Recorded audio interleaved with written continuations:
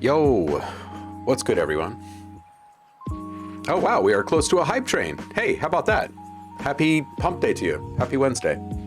Hope you're all well. I guess if something happens in the next 20 seconds, we've got another hype train. How about that?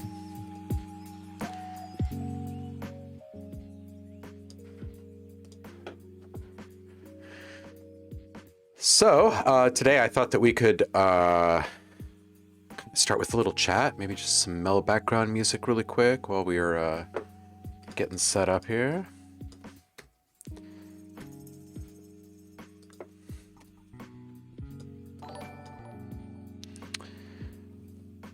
Again, another hype train is close. Some stuff must have happened while I was getting set up, huh? What's up, Tom? Thank you so much. And Heidi, thank you so much. And some Merits, thank you so much. And Charles Cal, before the stream started, thank you so much.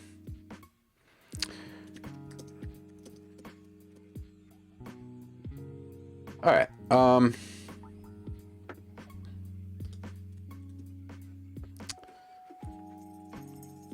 That all fits on the screen, right? Yeah. All right. Who's here? Bunch, bunch, bunch. Salutations. Saf, how you doing, dude? Greetings from sunny Maryland, says Paul. It is overcast with peekaboo blue here in Portland today, which I feel very, very lucky about with all of the wildfires and everything happening out here. What's up, Will? Zev, music in the house, message by Iggy. Tom, how are you, dude?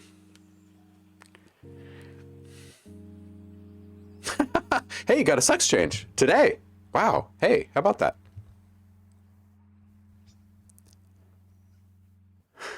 What's up, Zamerits?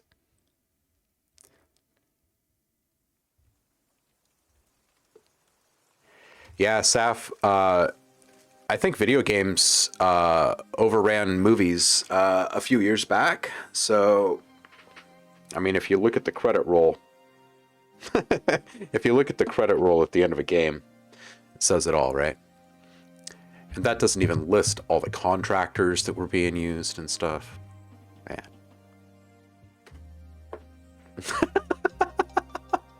Subliminal. Jesus is watching.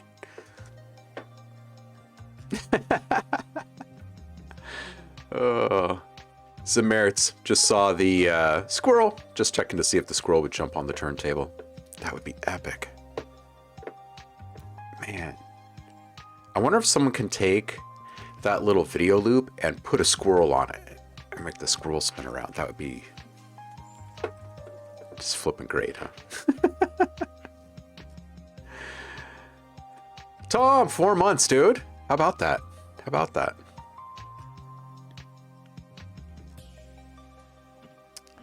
Yeah. So Javar, let's pull that up here. Good question coming in from Javar. Where do we go look for work? All right. So one of the good places to go is SoundLister. You can create a profile. Turn this thing down. You can set up a profile, which is nice, right? So you can actually have like a destination to send people to. But up here at the top, click on audio jobs, and each week they post to this. And it's great. It's great because they're solid leads, and they're not just solid leads for that one job. Like, you got to dig through those websites, right? And see what other things you might find appealing, or that might actually be like within reasonable range of your skill sets, and start having conversations with people. Because this business is not what a lot of people think it is from the outside, right? I think it's because of the way we grow up around popular music and stuff, but it's a really great resource. And also, if you're someone that plays around on Facebook, they've got a Facebook group built up, and you can see postings as they're actually happening. So this is like a roundup. Each one of these posts, it happens about once a week. Sometimes a couple days shorter cycle, some days or some weeks a couple days longer, mostly just because the weekends. Anyway, great resource. You can follow it in real time and actually have conversations about those posts if you do it through the socials. So, and yeah, get yourself listed. If you consider yourself a pro or semi-pro, then it's worth it.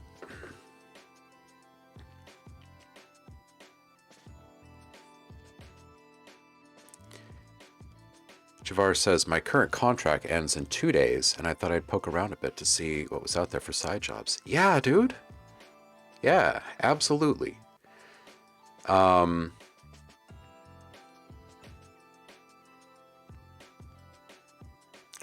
dude, Tom, I hope you're not sick, man. I hate being sick. Ugh. Indremia, welcome, dude. Rasco, welcome.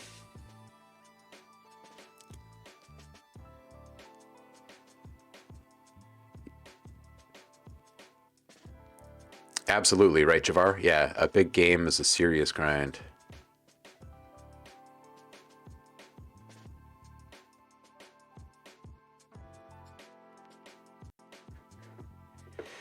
Yeah, Saf, that is pretty typical. It's pretty typical across the audio industry in general. Like once there's a screen involved, there's just different categories of work that needs to be done on the sound front. Absolutely.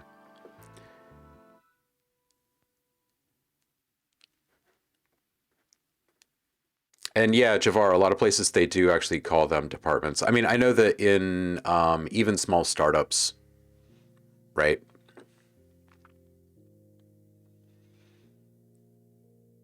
Teams in some places, because it doesn't sound as corporate.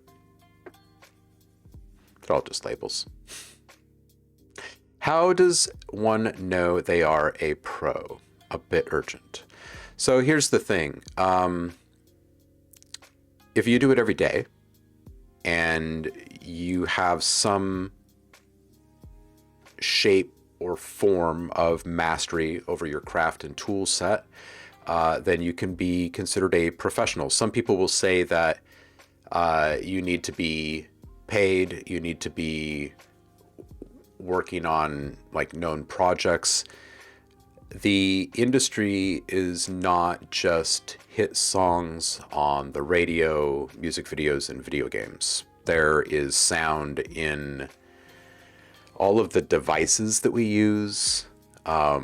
There are literally apps that only do music, and people make music for those apps, you know, meditation apps or workout music apps or whatever. There are so many different hold music systems that corporations use for people that are calling them on the telephone. There are closed like Muzak systems for department stores and places that have an occupancy level of a certain size because people need to start licensing music just to play it through speakers when there's a number of people around. So there are so many.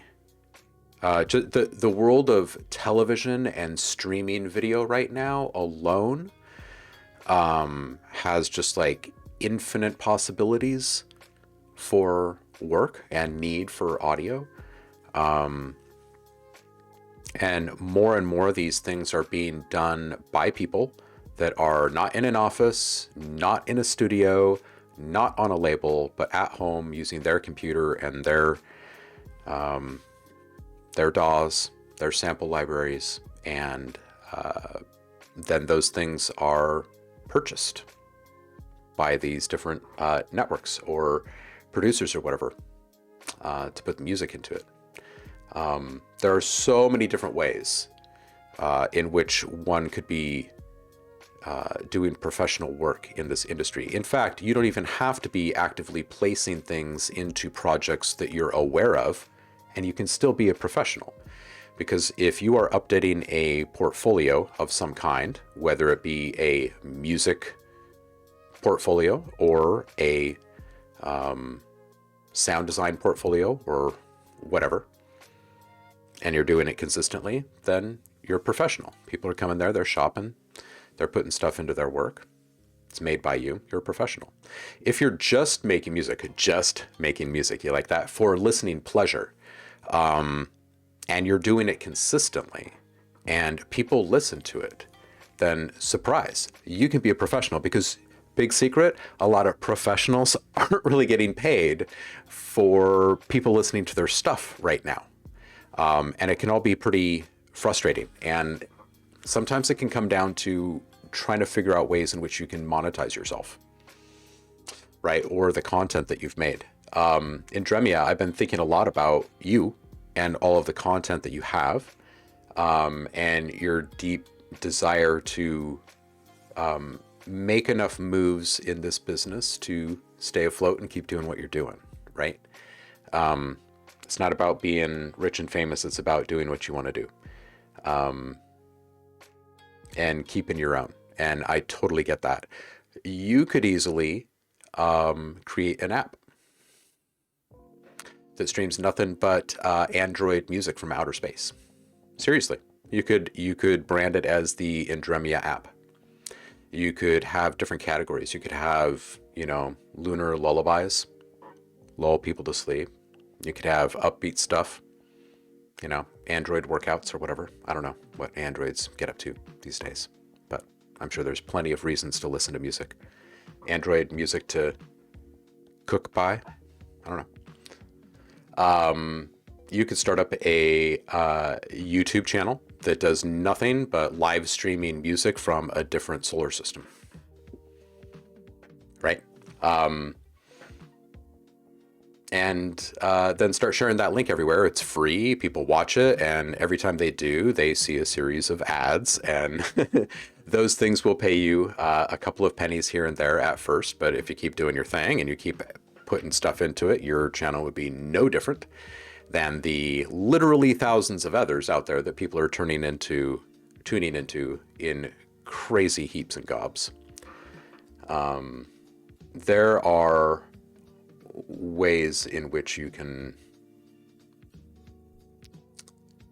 make this your thing, and it doesn't have to look like everybody else's thing.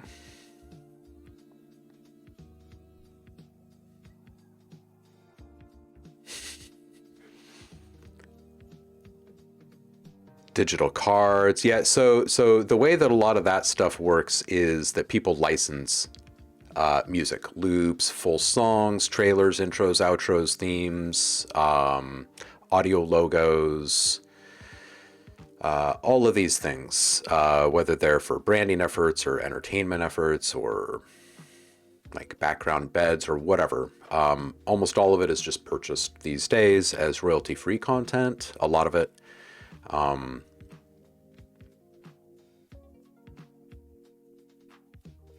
And I think that for the most part, that's a really good thing. I think it's a really good thing because it opens it up for everyone to participate. So you really just have to kind of get yourself out there in one of these places, and it will get the ball rolling for you. You just got to stick with it and be active.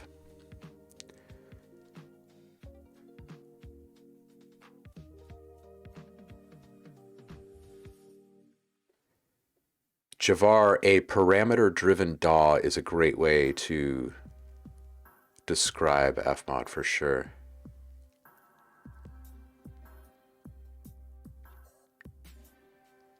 Teams, branches, divisions, offices, directorates, Musk, that's the hierarchy. Oh man. Yeah, everybody give Zev Music a follow in the chat here.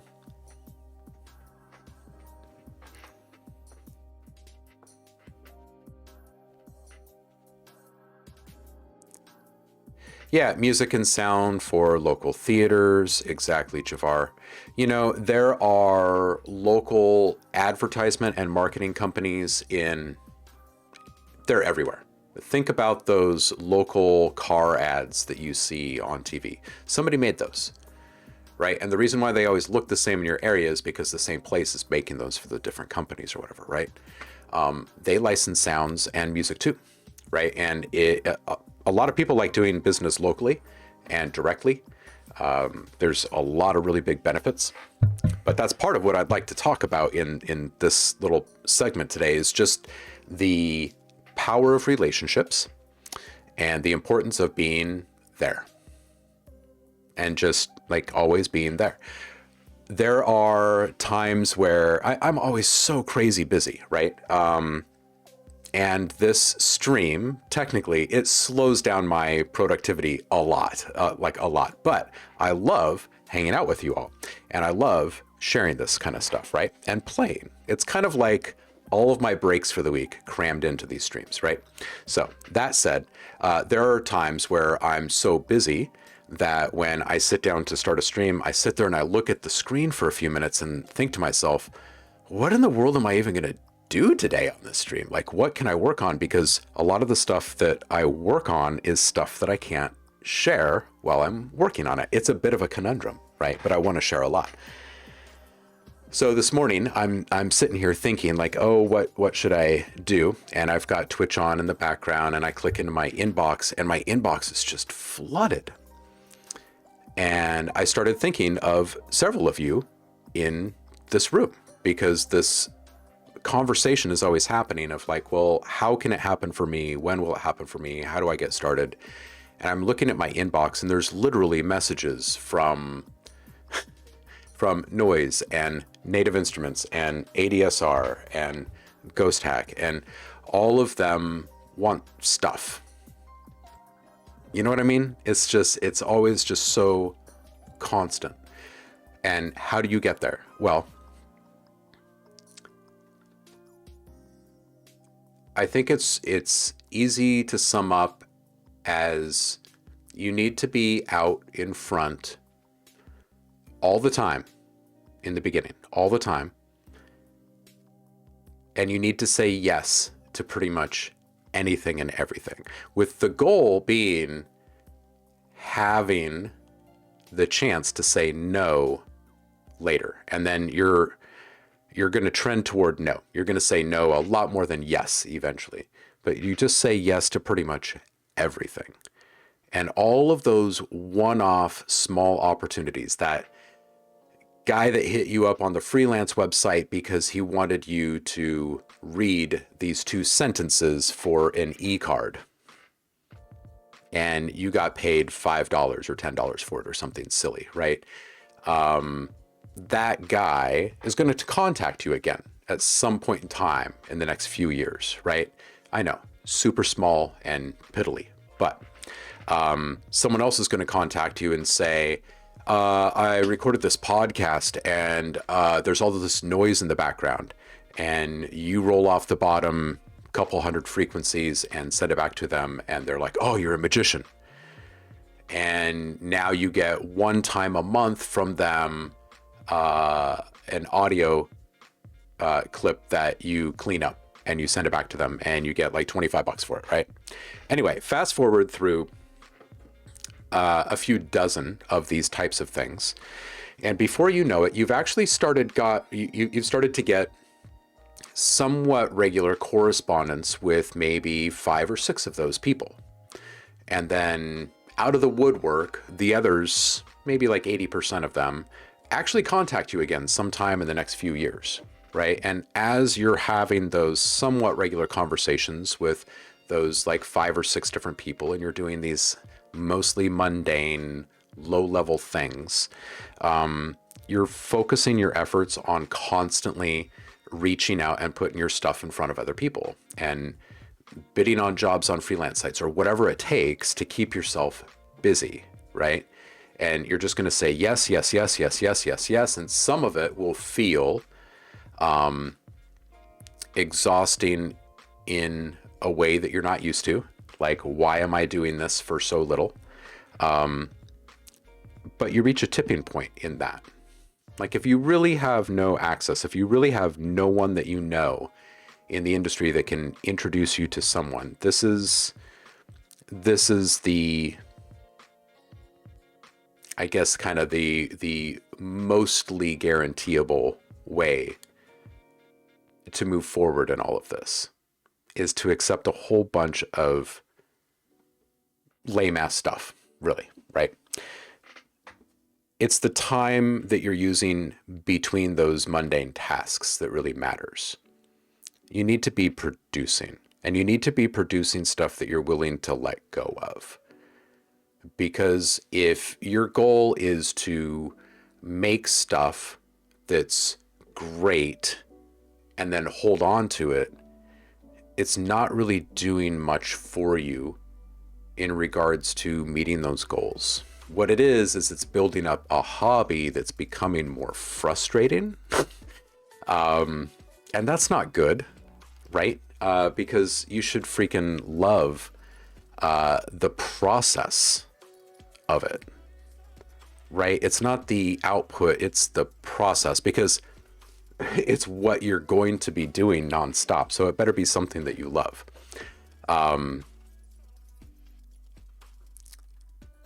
The luxury of getting to say no to someone because you just don't have the time to do it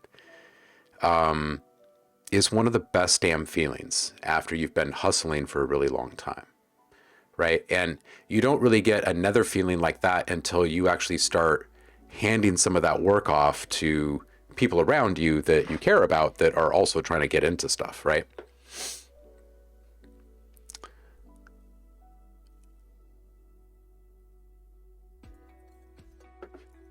I keep looking over and I keep seeing Indremia synth sitting here in the chat. That's where I stopped reading the chat for a minute.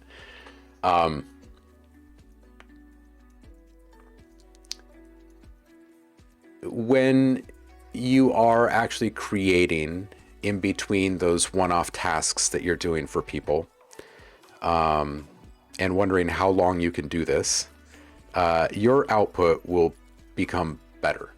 Your workflows will become tighter and your standards will elevate. And you're quickly going to realize that when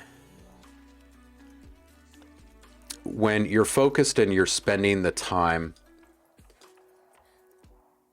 let me just get rid of these notifications here. When you're focused and you're spending your time with the intention of building a business,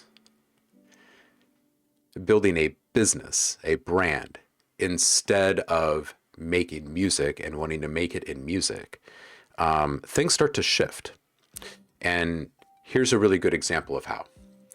If you have complete products that you shop around to people and you say, would you like this? Would you like this? Would you like this? The odds of someone saying yes are pretty damn high.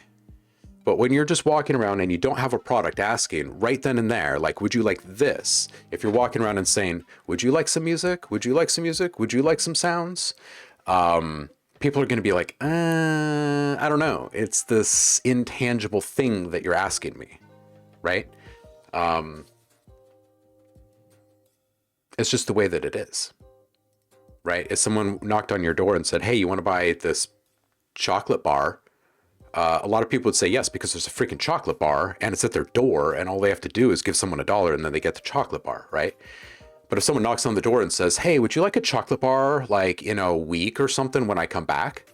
Then a lot of people are going to be like, no, I can go to the store and get one quicker than that or whatever, right? It's about having that thing right there, right? And if you have more than one thing, then it becomes more appealing, right? Because then someone isn't settling for what's being put in front of them. Now they're in control, right? It doesn't feel as much like a cold call or a cold introduction because they're like, oh, well, what do you have here? Right? You've got like some Hershey's and Mr. Good bars and Reese's peanut butter cups, and right? Like there's some variety and someone can choose something that they want, right? And that's basically what the portfolio is, right? Is putting stuff in front of people. But you've got to have the content.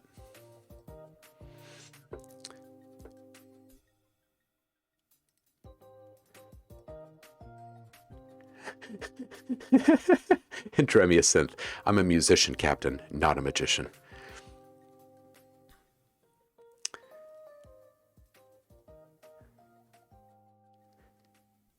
Oh yeah, Paul, Concept from Krotos. You know, I should reach out to them and see if they want to have that up on the stream.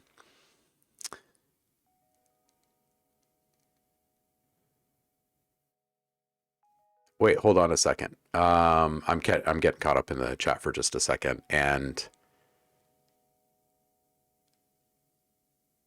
Saf, good on you, dude. All 3 game jams, and keep doing more. Do them every single week. Tom says, for a good chunk of my professional life, I've done side work with a theatrical dining place. I had to create sound effects and music for 6 rooms that trigger sounds at different times in 6 waves of 30 minutes. So time calculation is very crucial. This right here is a fantastic example of like, where are people doing this stuff? Like, how are people making a living with music or sound or whatever, right? Like that right there is a great example. It's all around us. It is everywhere. And there's a lot of work that goes into it. Well, hold on a second. Now I want to click on this and see. And so forth.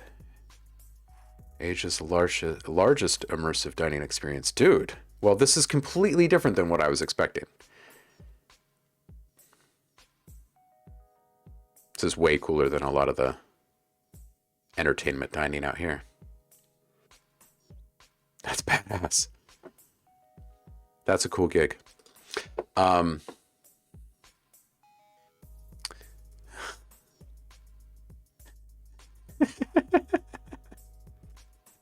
Cowbells for dessert?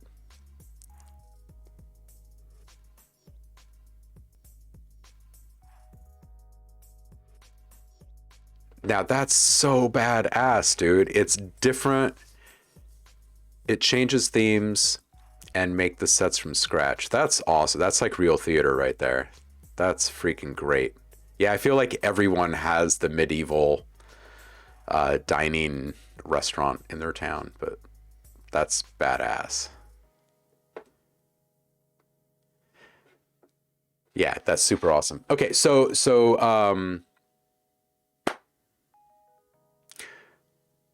here's the secret, if you will, is knowing where to go once you have the stuff, right? For Indremia, as an example, Indremia just needs to find the right label, right? And if the label thing isn't the desired path, then probably some sort of a main landing pad. I think YouTube would be perfect for it because it could plug into YouTube Music. You get some ad revenue, whatever, and you build it over time. You already have hundreds of things. You could have thousands of things in another year. And that means that people can listen all day, every day, and not get the monotonous loop that they get everywhere else, right? Of the same thing starting in like the same playlist over and over again. It's just this never-ending expansive world of an android floating through space. And it never ends because androids don't age, apparently, or stop making music or whatever. Like that could be a real legitimate thing. And when you have a destination like that, you're gonna get contacted by people for various things. You'd be surprised. You'd be surprised. People, when they hear something that they like, they want to use it. They want to engage.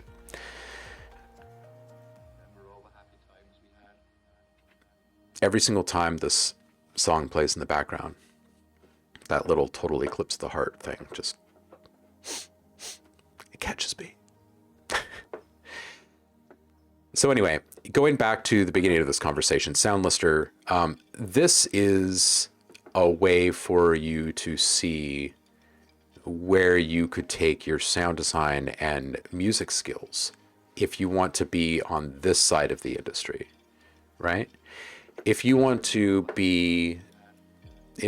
seek out a great label to get started with, if you're creating music for listening pleasure, then maybe Bandcamp is a really good place to look, right? Because there's a lot of independent labels that represent musicians on Bandcamp. And it's really easy to navigate through them and reach out to those folks. And those folks make it that way because they want to be contacted, right? And the smaller ones that give good visibility to their artists are actually really easy to work with most of the time. And they're usually artists.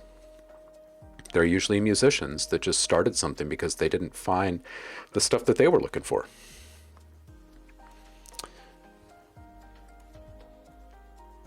Couple vids up. Yeah, but you could put them all up. How many tracks do you have right now in Dremia? It's a crazy number, right? Like you've got a bunch.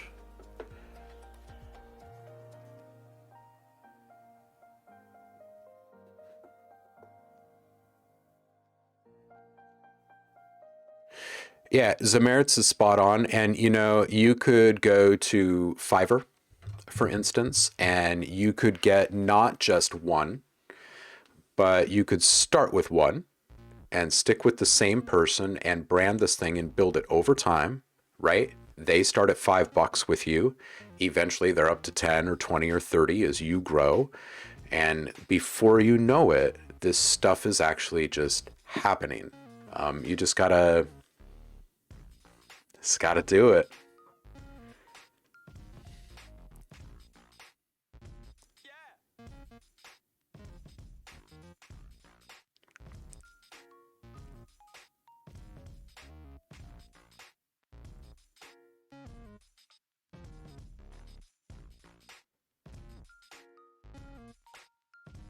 Yeah. Hey, Paul, how does the Premiere thing affect your analytics, your views? Has it had a significant impact? Because I would imagine that with the right channel, it would have a massive impact.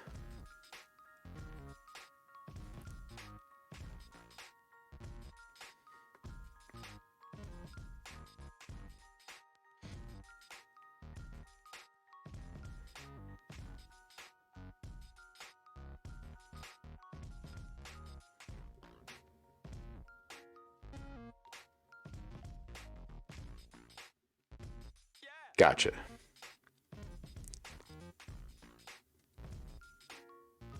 Yeah, more people need to hear Indremia. Yeah, I think if you had Indremia radio on YouTube, it'd be brilliant, right? And if you were to just constantly live stream that, like 24/7 as a radio station, dude, you just leave it up. On the first day, you might get 14 people or whatever, and it might feel like depressing or whatever. But I guarantee you, any station that is live every day, it becomes more likely that someone's going to click on it the more times they see it if they're intrigued by it. And yours would be very intriguing. It's got bright colors, it's got a really cool theme. And people like different. They like off the beaten path and they like left of center, and they're everyone wants to find stuff that isn't just the same tracks in another playlist. You know what I mean? Truly.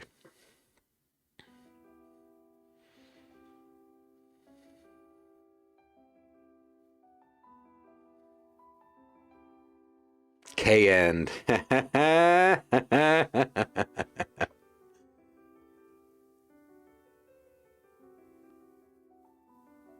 Yeah, okay, right. So the premiere means that it's in their live stream system, which means chat is popping, which is great. So that right there is a great way to engage. Absolutely.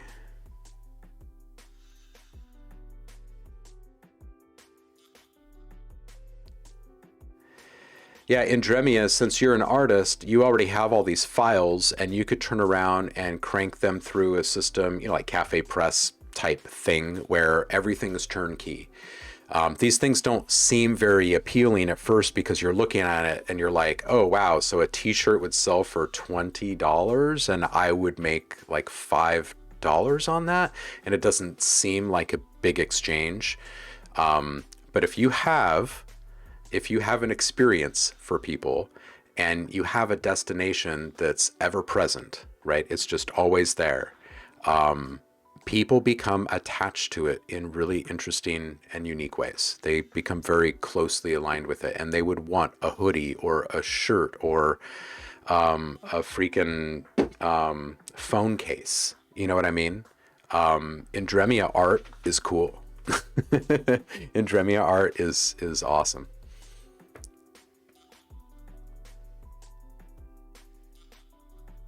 Squirrel waistcoats. Hmm?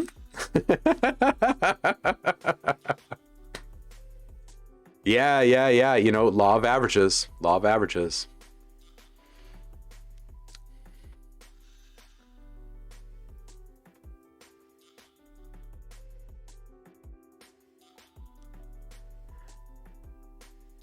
Oh, that's awesome, Paul.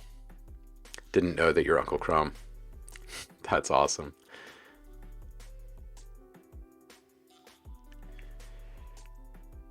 Yeah, you know what Zameritz is saying is 100% spot on, and I think it's why people turn to YouTube for music so often. They will tolerate commercials and ads and stuff simply to have imagery, you know, that's not just an album cover, you know?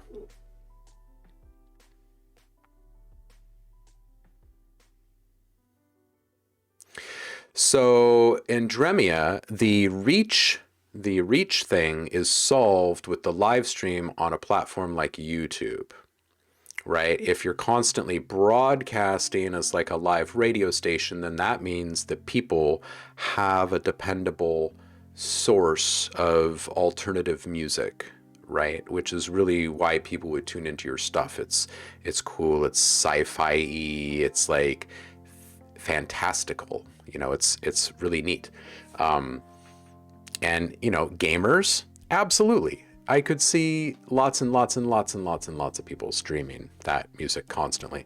So your reach grows exponentially day over day in a system like that, where posting stuff to Instagram or Facebook, not even close, because people aren't going there to listen to radio. You know what I mean?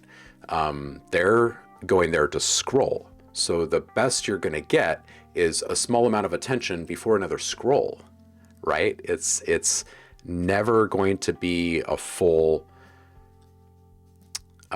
fanatical engagement on those platforms, right? It's always going to be a blip, basically. But something like YouTube, where people are quite literally arriving there to specifically tune in for a very long time to something, it's just a completely different paradigm, you know?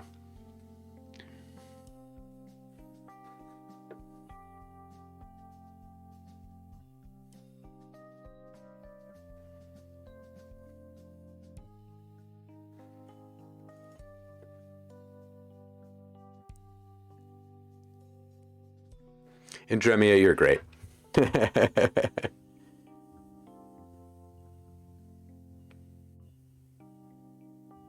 Yeah, and I think Emma Jane is spot on here, and I think that also this is exactly how a label can help.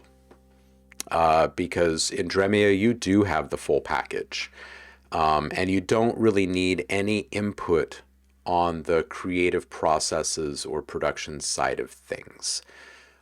All you need a hand with is getting the word out and driving people to your stuff, and that's it. And I would think that that is the kind of setup that would probably be most ideal for you too, you know, as the type of creator that you are. It would allow you to stay very busy with your arts. Absolutely. But getting back to my inbox, the reason why I say it's a good thing if you really want to fight to get into the money making side of all of this, the reason why it's good to fight through saying yes to everything and taking the low level stuff in the beginning is because of the relationships. If you dismiss someone as being low level, then you're making a mistake. If you dismiss a project as being low level, then that's one thing, right? But the person with that low level project will be working on higher level projects eventually. And if you yourself are low level, meaning just getting started, then you can't really hate on anyone else for having low level projects, right? Because you need to start with that, right? It's hard to step into a scene and be taken seriously and just find instant success expecting big projects.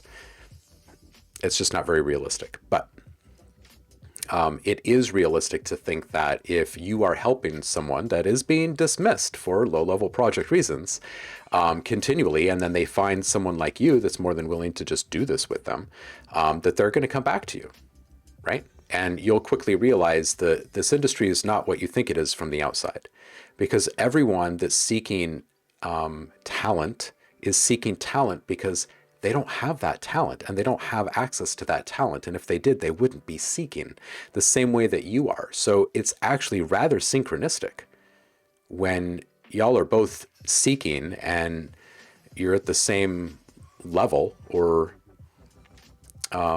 experience as each other, and you quickly identify each other as candidates for shared growth and collaboration. And it's like the same old story.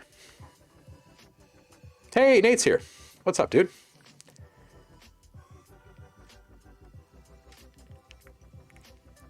Yeah, don't crap on people. Strength in numbers. Yeah, you know, everybody starts somewhere, and there are plenty of people that have been doing it for a long time that just know a good person when they find one. And that's really all this business is. At the end of the day, just like any other business, it's like a game of relationships.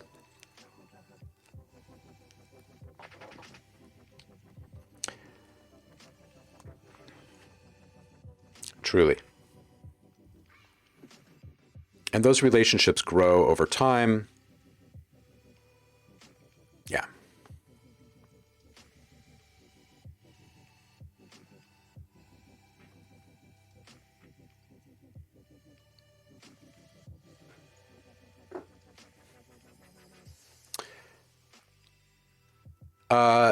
Nate, yeah, maybe we should shoot for next week if it's an even better time. That's totally fine.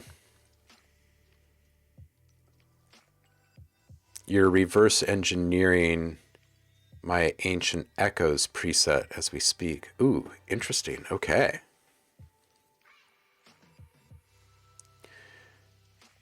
The real secret on YouTube is a 24-hour cat cam. Oh, that's awesome.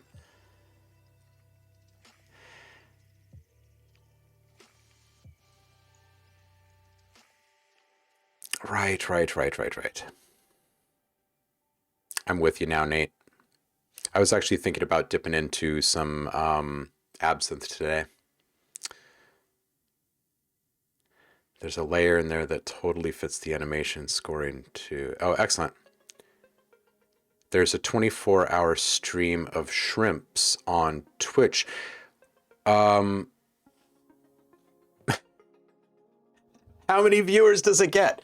This cat's playing a synth right now.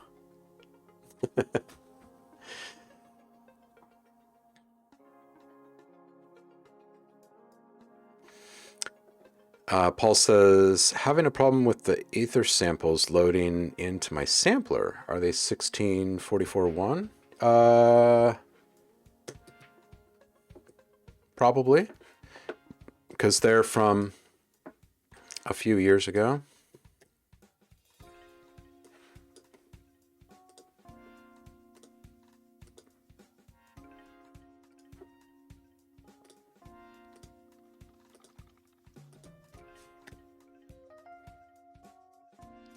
Yep. They are 44.124.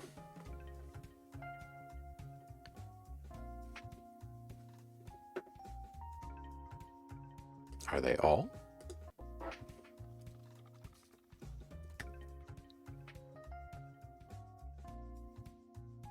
Yep.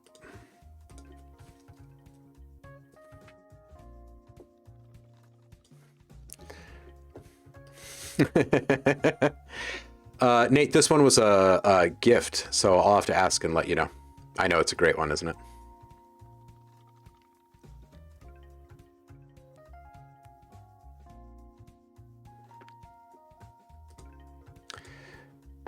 Do you have an easy way to convert those? VCV freebie. Excellent. So yeah, getting back to my inbox, this concept of like, say yes, say yes, say yes, and then you grow alongside these people. And it's not just that you never know what their project is going to be, but even more important in this business is where will they be working? Okay. I forget what the numbers are. but it's some ridiculous fraction of 1% of musicians that ever make it to the level that everyone knows them, right? There's only a handful of these people at that level, right? And then there's a whole bunch of like niche communities that are very well aware of musicians, but no one outside of those circles is aware of those musicians, right? And that is a level of fame as well. And then there's everyone else. So where do those people end up working eventually, right? Because they're not all just in the house blues band down the road, you know, at the pub or whatever, like with a standing gig. They are doing something. So when you do a couple sentences of voiceover work for greeting cards, or you read a kid's book into a microphone, or you clean up someone's podcast, or you make 30-second loops for commercials for a marketing company in your hometown, or whatever it is, those people will get jobs and they will be elevated in those jobs. They'll get raises, they'll get promotions, and eventually those same people will need you. Right? And it's crazy how winding the paths are in this business. But, you know, if you go back 20 years, there was not, my inbox was not like this, right? There were no days where multiple different companies reached out saying, we need you. It happens over time. And it's seriously just about the relationships, right?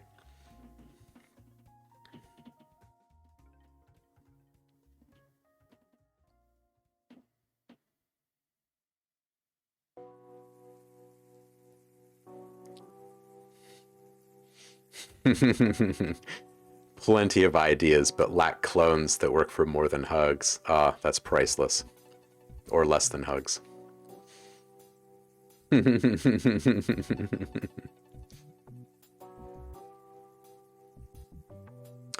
Someone else mentioned the Chris Graham episode of the Progressions podcast as well, Paul. Do you spend more time thinking, working on making music, or the selling of music? So that's the key. That's the key, is that I do not.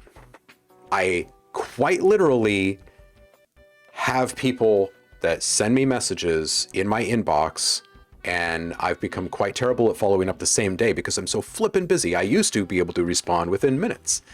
And now it will actually take like a day or two to get back to people. And it's not me being an asshole about it. It's just that I'm freaking busy. So no, I don't spend any time selling it anymore. I would say the biggest time investment in selling anything is following up with people in emails and taking the time to have a face-to-face chat over Zoom and just kind of talk about whatever the creative brief is, or whatever, or just kind of shoot the shit, you know?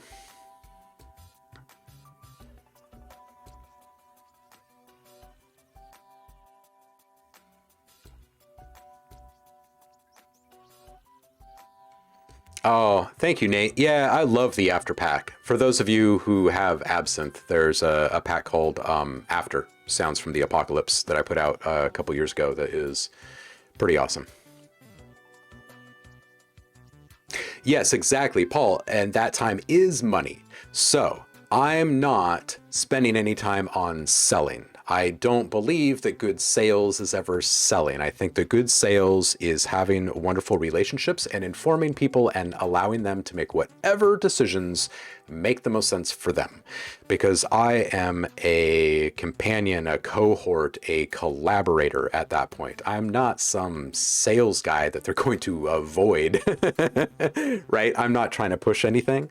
And that's important to me. That's super, super important because you know, when people reach out to me and they're asking for a new sample library or a new sound pack or whatever, I don't view that at like, they're not my boss, right? They're a client, and they see me as capable of doing something that they can't or don't. And that's great because now we both have the right view of all of this, right? It's just not twisted. And it's a really good place to be creatively, right? Because you always have the right of refusal and you have creative control. It's fantastic. STP1, howdy, how are you? What's up, Stubbs? Our wonderful squirrel. Anyway, maybe I should stop blabbering and make some sounds. I just wanted to share those thoughts and let you guys know that these things, they build over time, and that if you're staying focused on producing content, then you need to do something with that content. It's not just about the process of doing it to become better. You should be doing something with all of that content. What I'd really like to be able to do is work on some of the stuff that I have deadlines on. That's what I'd really like to be able to do with you all today. Every day, pretty much. I want to grind on a bunch of stuff for arcade right now. There's a new version. There's a new version coming.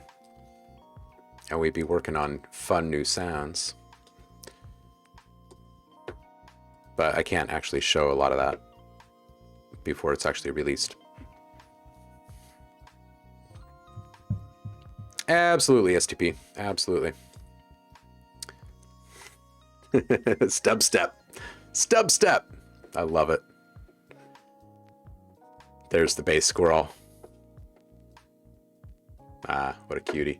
All right, I'm going to hit... I'm going to kill that music in the background there. And just make something. This is the pack that Nate was just talking about. What was he dissecting? What was he reverse engineering?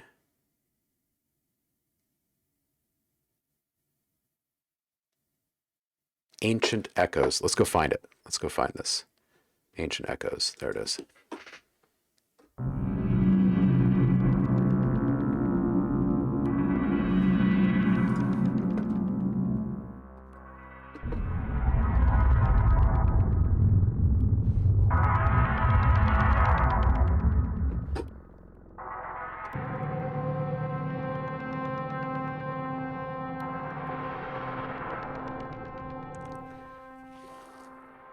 Dude, seriously, Tom is dropping something really special here. He's saying, if anyone needs anything regarding gear advice or mix advice or anything at all, feel free to hit me up on Discord on the OhmLab channel.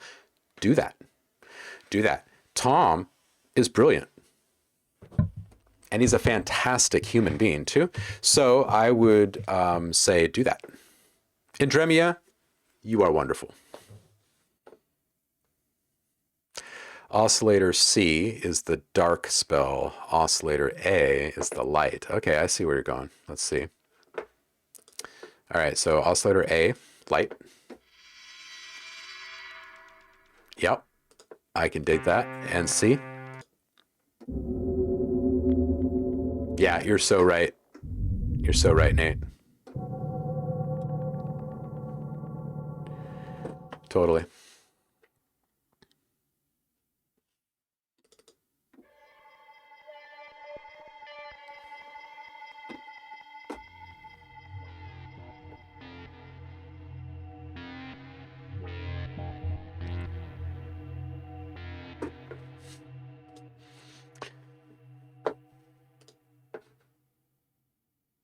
We haven't played Absinthe Roulette in a little while.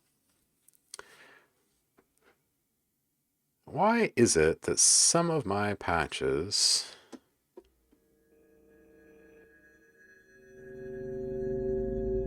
aren't fully labeled?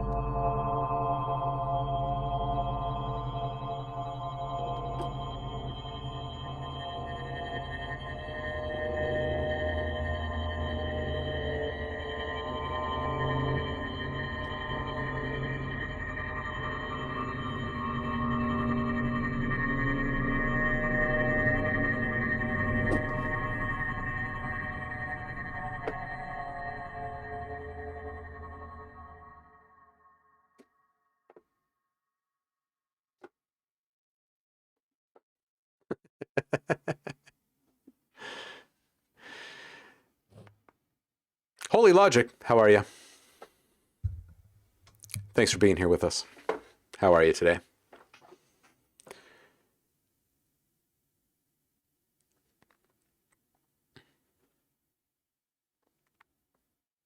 The DeepMind 12.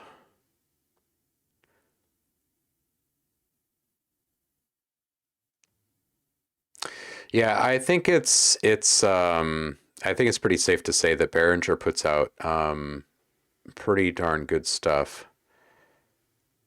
I was looking all over for the feedback button, wondering why it wasn't shutting off. Then I realized that Chris is playing the same patch as me. Oh, that's hilarious.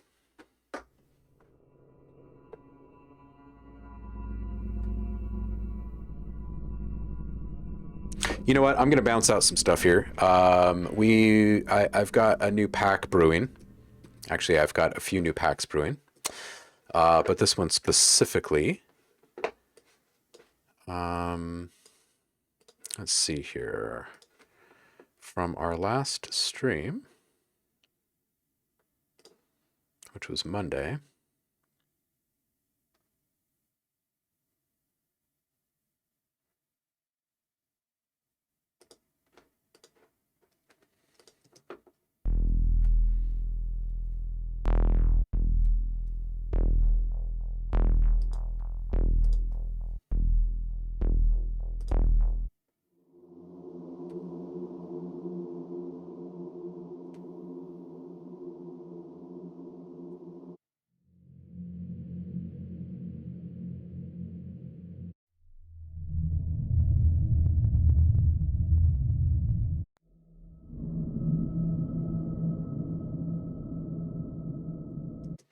And we're actually kind of working in a somewhat specific direction here.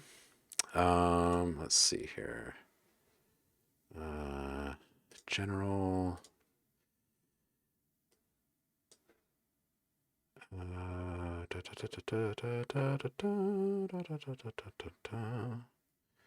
Which one was a stratosphere?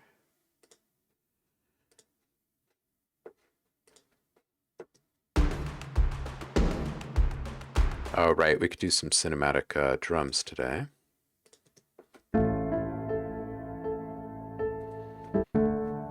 Some keys.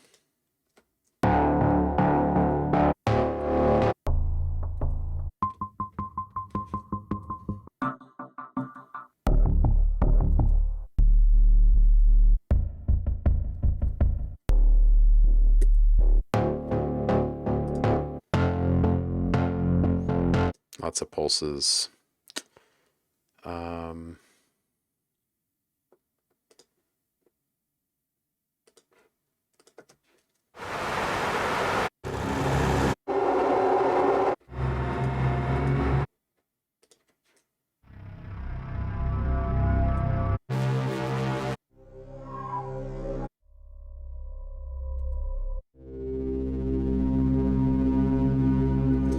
Yeah, you know, I think maybe what we'll do is we'll do a little combo action here.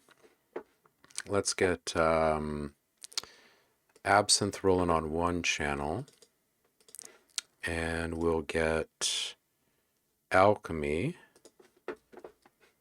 rolling on a second channel. And we're going to repurpose a little bit. So we'll dig into my dark release here.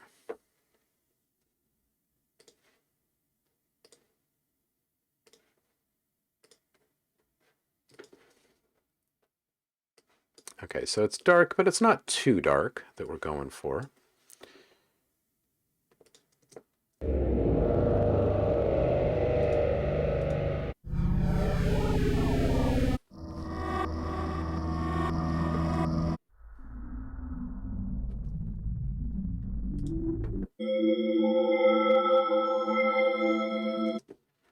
What is this one?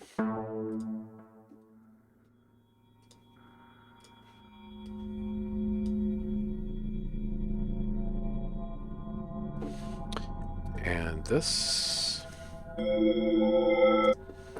Let's try this. Let's go granular on this one.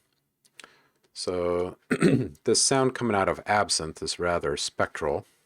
We'll mix it with a little granular thing. And this might actually be kind of the overarching theme of the drones and atmospheres in this library. Something that's kind of a hybrid of spectral and granular.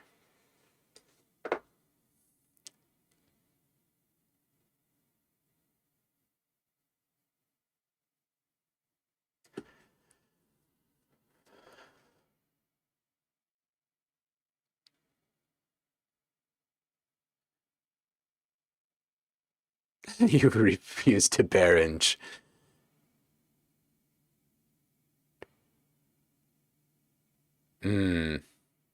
That's true. Cheap components do break. Yeah. Oh, curious of what? Heidi, sorry, I'm getting caught up on chat, and I actually don't know what your question was in relation to.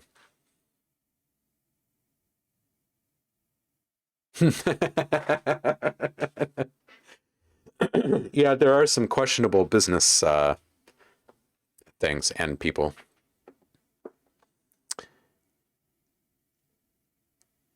Ooh.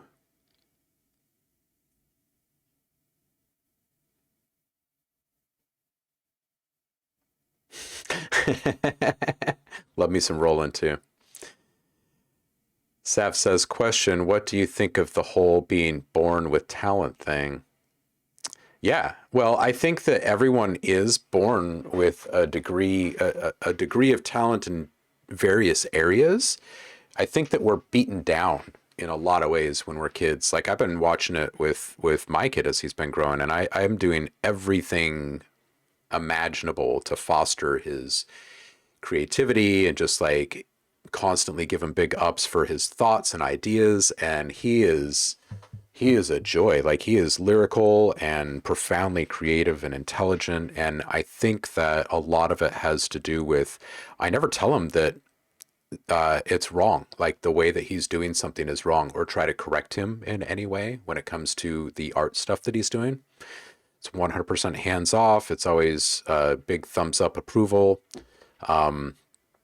And I remember when I was a kid, I was constantly being told that I was doing the stuff wrong. And it's why I didn't want to take lessons from anyone. And I hopped from instrument to instrument to instrument. And I did what I could without being taught. And then I moved on to the next. But I think a lot of people are born with talent. That said, you still need to learn a lot, whether it's from books or people or just hands-on experience or whatever. There's like talent and there's leanings and there's like habitual processes. Anyone who's a Zappa fan knows what I'm talking about. Um,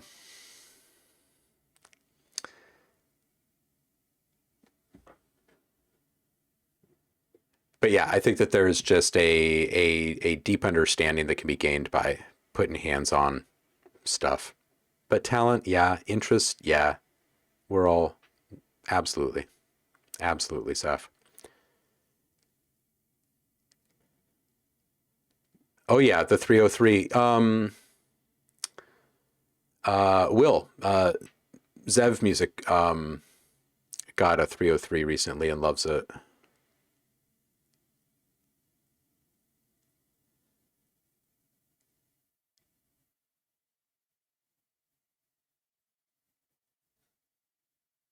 Yeah, Tom, absolutely. Synth company at heart, right? Oh, new sound packs. Well, I can talk about some of them. There's some stuff being worked on for Output right now. That's a new product line for arcade, and it's like all leads oriented. And then I don't know what the next thing is going to be for noise. They just reached out to me today asking for another one. It's tough to tell with them. It could go either in a weird like hybrid cinematic thing, or it could go in the direction of highly musical or percussive. I'm not sure. Working on one for Ghost Hack right now. That's it's another cinematic one. somewhat ambient, but highly cinematic. And then we're always grinding on stuff for audio design desk too. Next one will probably be kind of this, I don't know, the work in progress name that I have for it right now is called Obscura, but it's kind of this kind of audio bokeh effect, right? Where like you've got kind of out of focus, blurred kind of elements, and then you've also got these like muted or subdued elements that can sit atop it that are actually fairly clear, like felt pianos or you know, reverse guitars or whatever.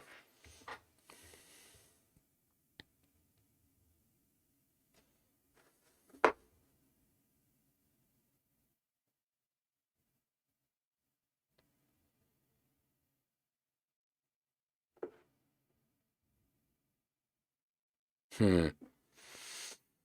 Paul, both my kids grew up with instruments around and lessons aplenty, but neither will play as well as me. Um, I think that Nico will play better than me anything and everything because I never wanted to sit with a master. Like I've learned a lot of lessons. I think it's why I've dedicated so much of my life to mentorship and like helping people in general is because I didn't I didn't feel comfortable getting any of that help when I was little. So I didn't pursue any of the performance stuff to the extent that I thought maybe I would at the time. So I think he's going to really excel in all of that. Talent equals passion plus skill plus attitude plus environment plus influences. Got to work for that talent. Yeah, Andremia. I like that. I like that. So does STP. Paul says, when I was 7 and future piano teacher was introducing us to the piano, she played the melody of Somewhere Over the Rainbow. I watched and listened. After the presentation, I walked to the piano and nailed it. My very first drum kit was the first time I actually sat down and played drums. I sat down and I played a full on, like, right on the money, standard 4 on the floor or 2/4 rock rhythm. And within like 20 minutes, I had this little offbeat funk thing going. Of all the instruments, it was by far the easiest. And I had my hands, my feet moving independently, and it felt so great, which is why I stuck with drums. Weekly lessons for the next 8 years. Whoo!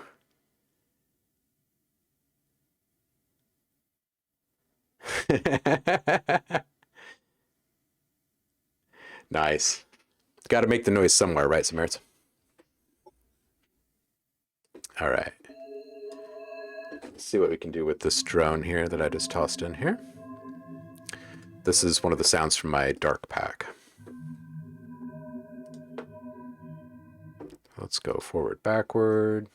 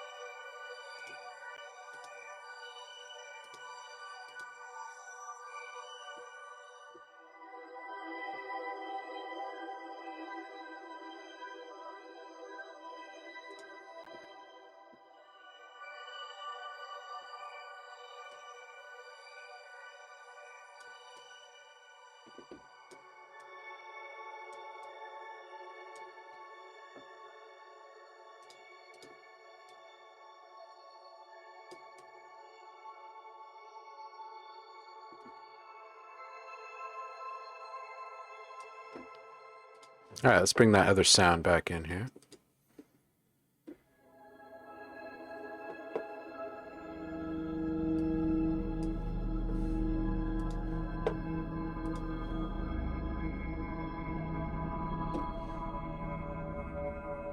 See what we can do about getting that up a bit.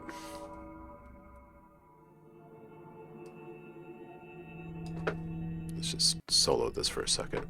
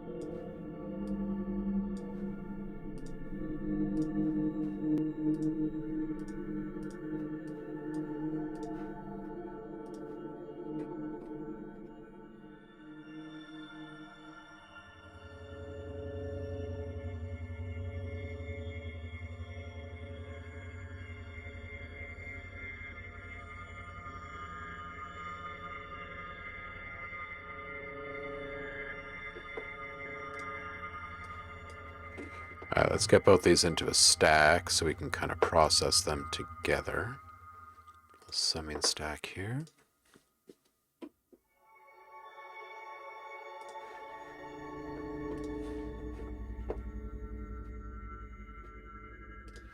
Let's give this thing a little bit of movement and style.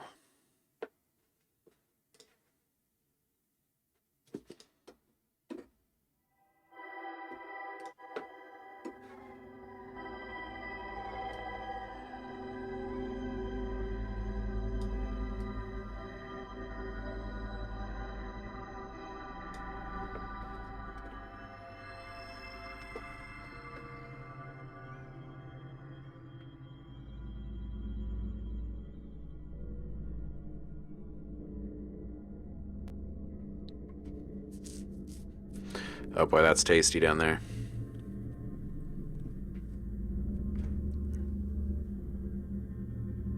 That's some dark stuff. All right, let's just record a couple of these. What was I outputting the other day? Was it 100, 120?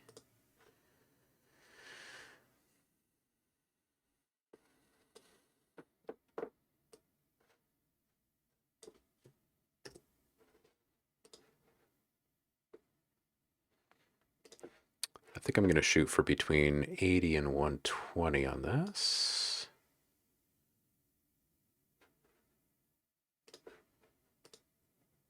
These were at 100. Maybe I'll do a bit more at 100.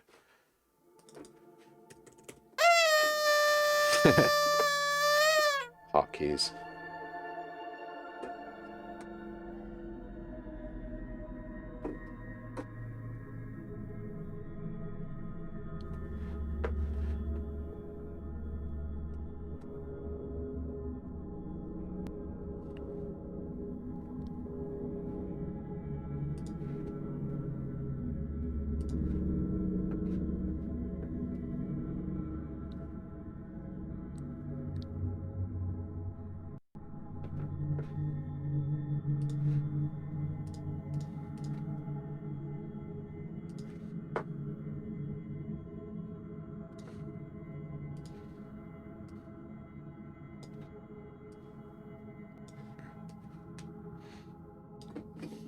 All right, let's record that.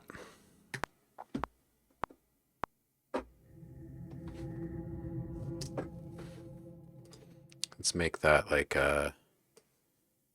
16 bars.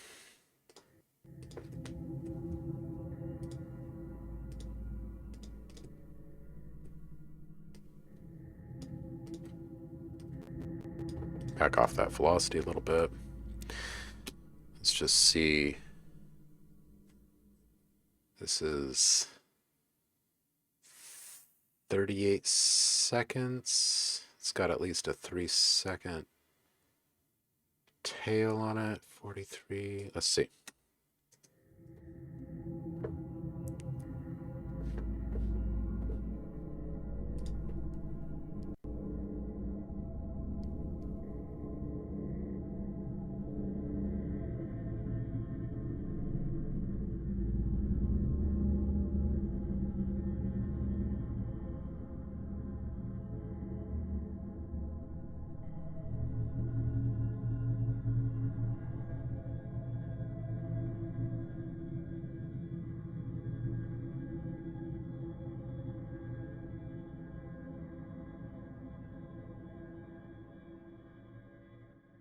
Okay, so this needs to go just a bit more. Where's our 1 minute mark here? I guess play after 24 because it'll resolve about 3 seconds or so after. Okay, so we're good here. Secret of Nim, Heidi, 100%. 100%. You know what it was for me? One of the first bands for me, I had gotten this little Casio. I was enamored with the bass line from the Barney Miller show. You guys can look it up. And nailed it. I remember taking that thing out, plugging it in, and figuring out that bass line and no problem. And then I showed one of my neighbors. I was like, check this out. Boom, ba ba boom, ba ba boom, ba ba ba ba ba ba ba ba ba boom. And he was like, oh man, this is great. I think we had like some boxes and tins for a drum kit, and it's freaking tight. I don't know how old, like 6 or something. I don't know.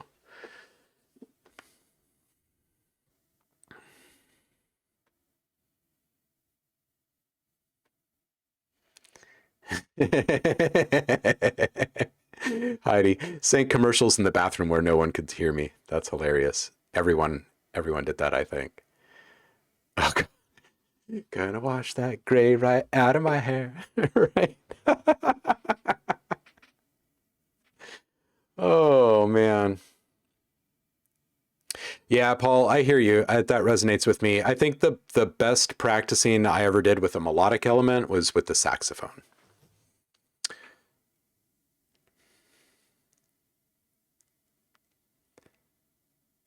Well, no, I wouldn't. I don't know. Yeah, yeah. Sax for the melodic. I think that's fair.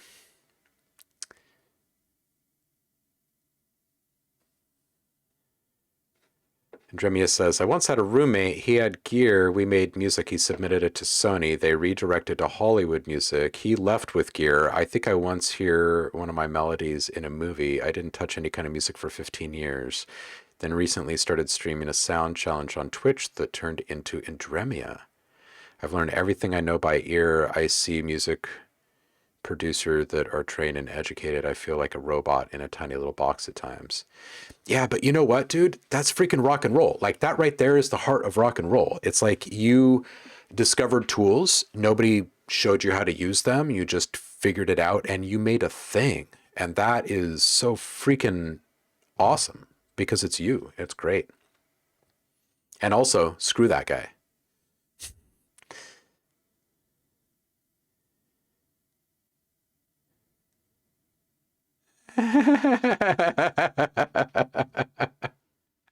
Long story short, when I say I push buttons and stuff happens, I literally mean it. That's awesome.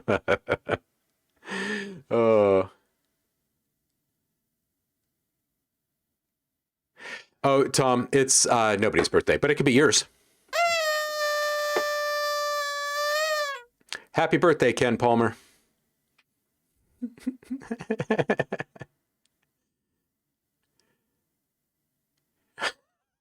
Tremia. Ever wonder how much people spit when they blow out the candles?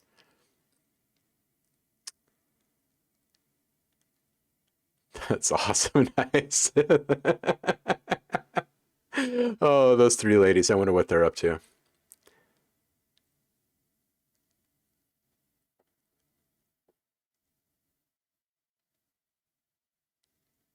Damn, that's awesome, Heidi.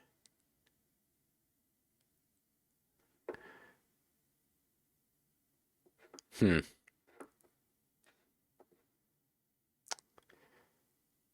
Jazz. Jazz, jazz, jazz.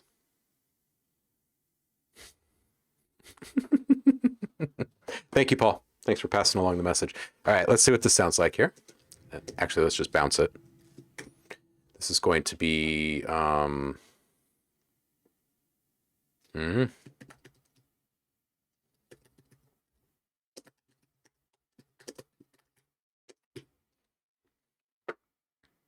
I don't think we really need to worry about any tonal BPM. Nada.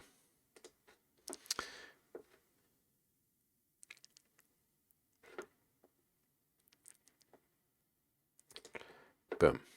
Ooh, nice low level too. This is awesome.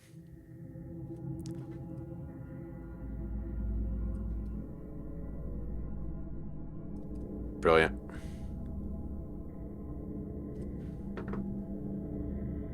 All right, let's go way up. That was a, what was that? Was that a C?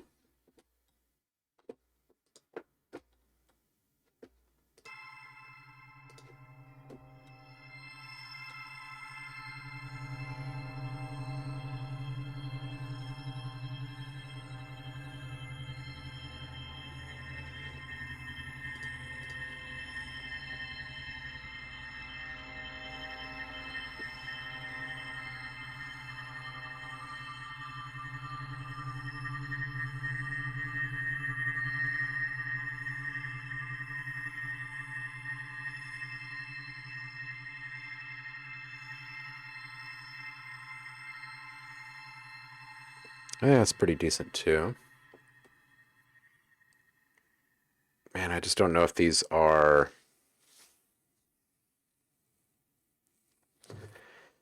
too tonal to leave them out. We'll just layer this C here so I can keep track of that. So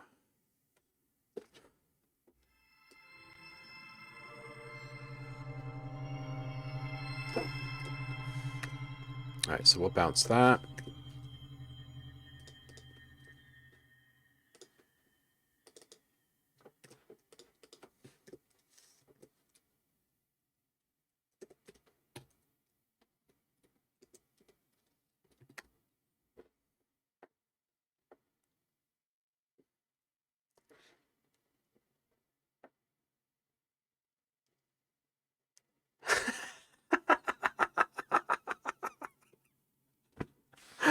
Oh, some merits. That's awesome.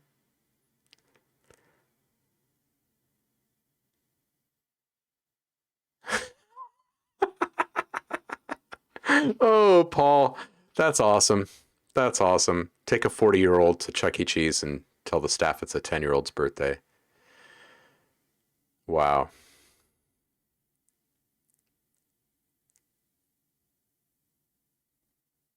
That's awesome.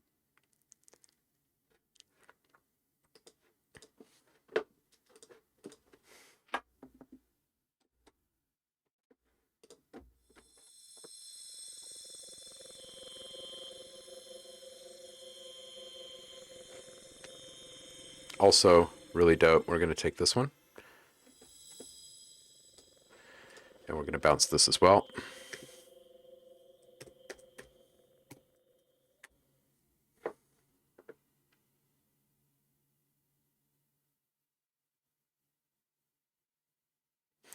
Cool, cool. All right, so those are done.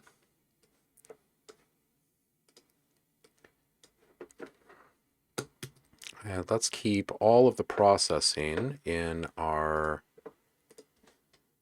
alchemy here and just sub out the sample that I've placed in there.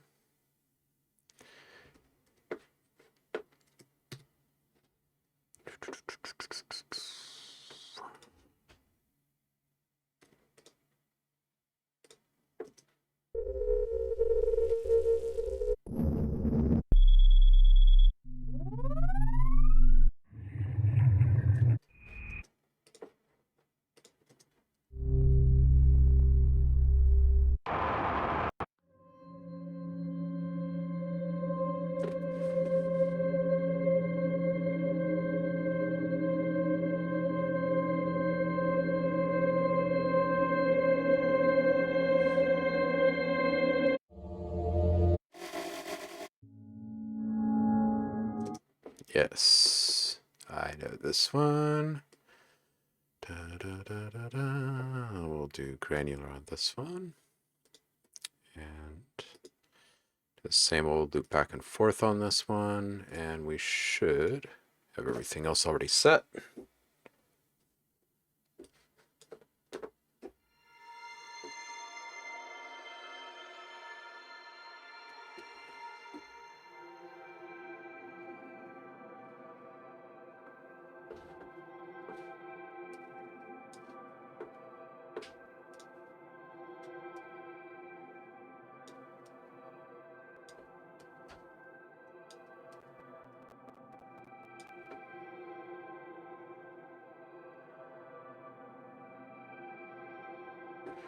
Okay, and let's get back into our spectral drift patch over here. And instead of getting away from it completely, I think what we'll do is we'll head over to our browser. And we're just going to target the shifting sands here. We're going to mutate to it and see what it sounds like.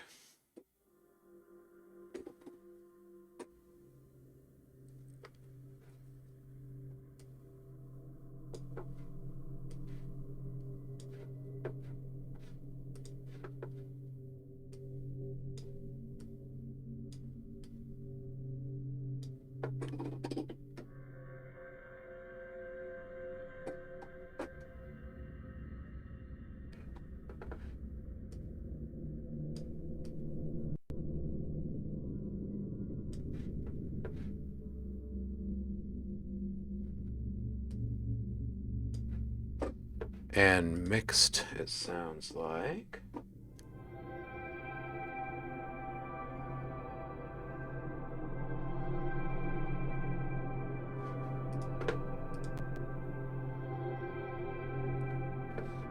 Yeah, let's get rid of all of that.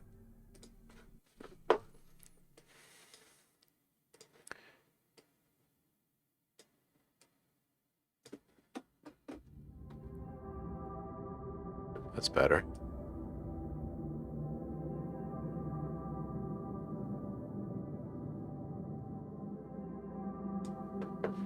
That's better.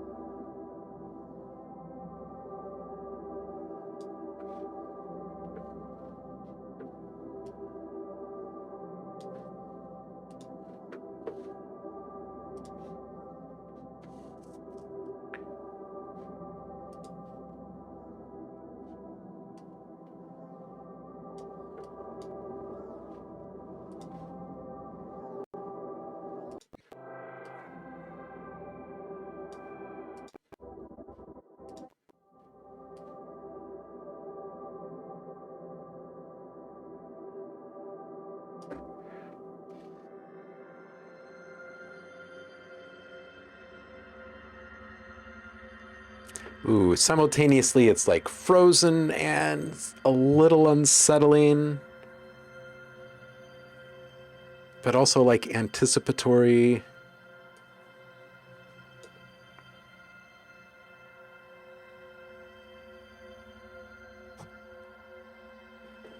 I'm feeling a groove coming on. We're gonna save this.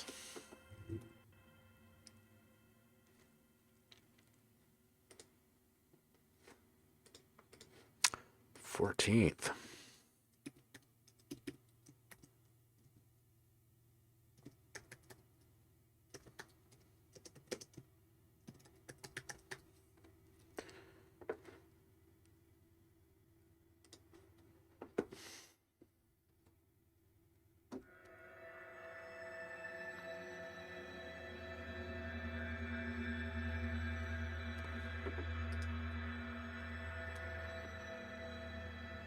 Yeah, there's just no getting away from it. This, we're gonna have to name these. Drone. Yeah, fuck it, we'll just say 100. This is a C.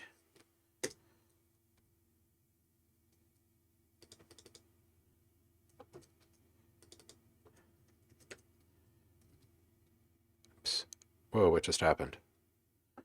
What in the world just happened? You still with me here, Logic?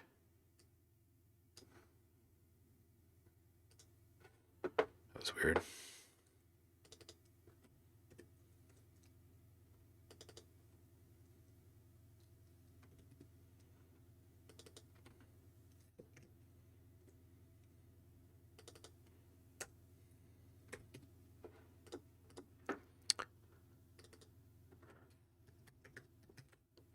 Okay, cool. That makes me happier. All right, back to where we were. Multimeter.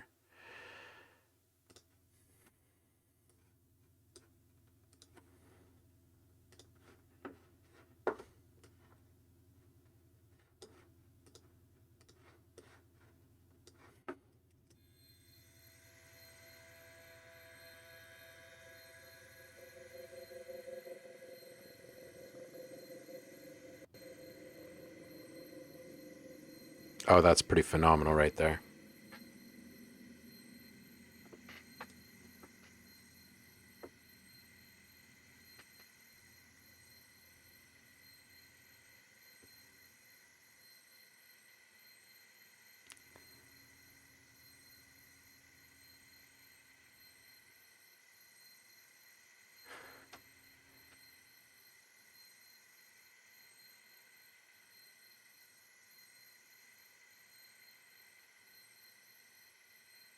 Yeah, Indremia, have you ever dabbled in any FM?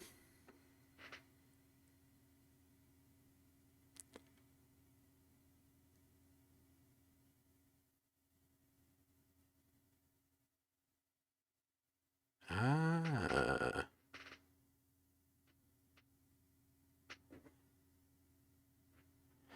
Oh, and you know what, Tom? This is actually Portal. This is the predecessor. First came Portal, then came Thermal, and there was a lot learned. That like Thermal, there was a level up.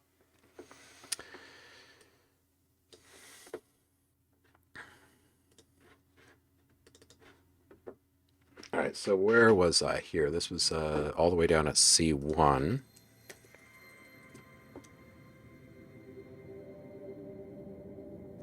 Oh, this is C0.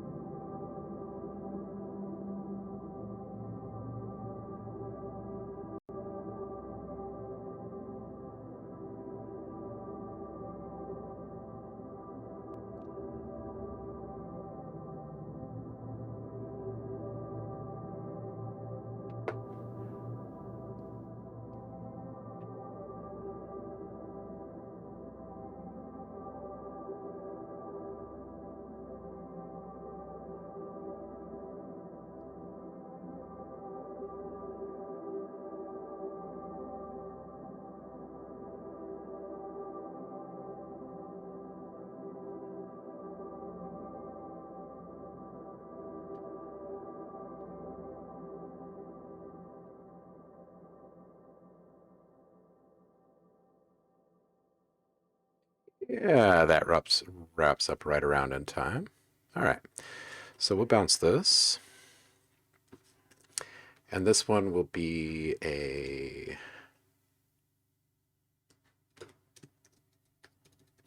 we'll call this a blurred granular drone. Sure.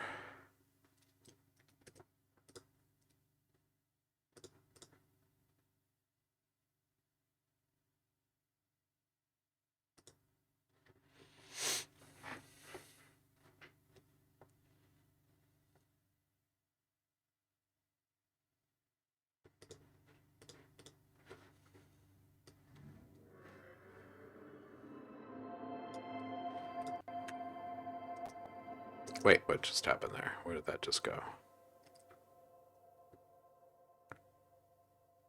Wait, what? Where's my stuff going?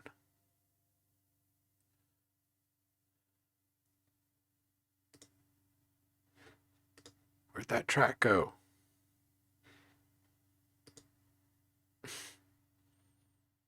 Seriously? Delete? Was it that one?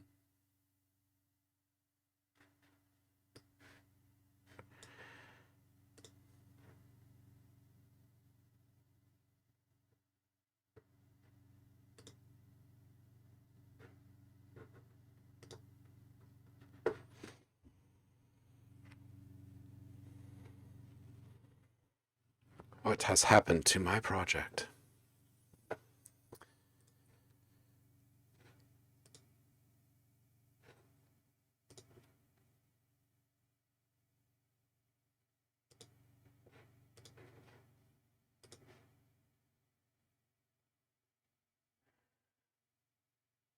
That's so weird.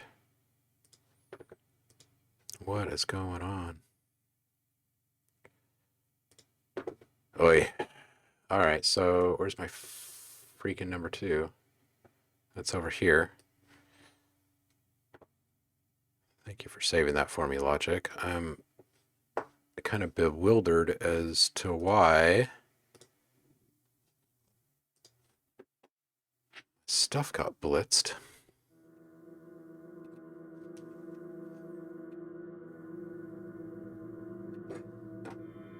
Alright, can I go back into my mutation history here? No.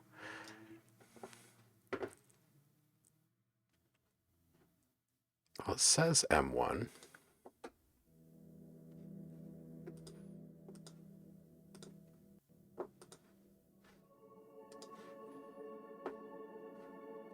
Okay, so this one needs to be changed.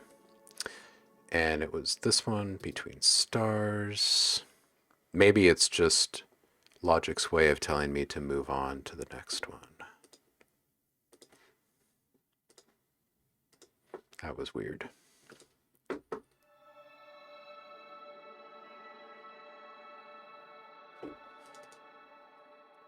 Well, my MIDI note is back at least.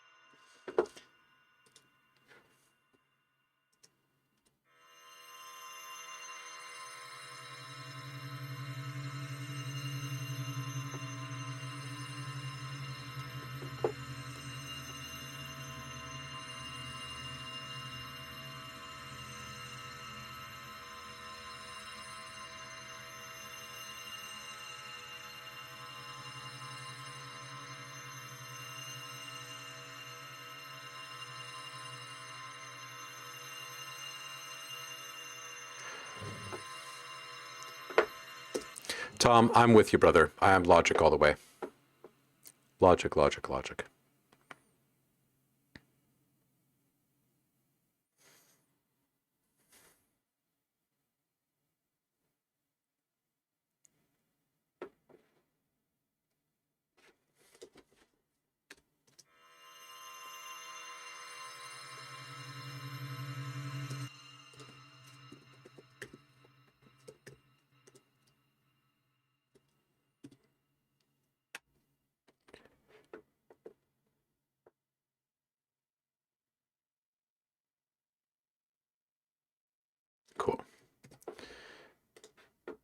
Okay. And on that note, I will move on. So let's just solo this one again. Back to ye old browser. Get back to my sounds.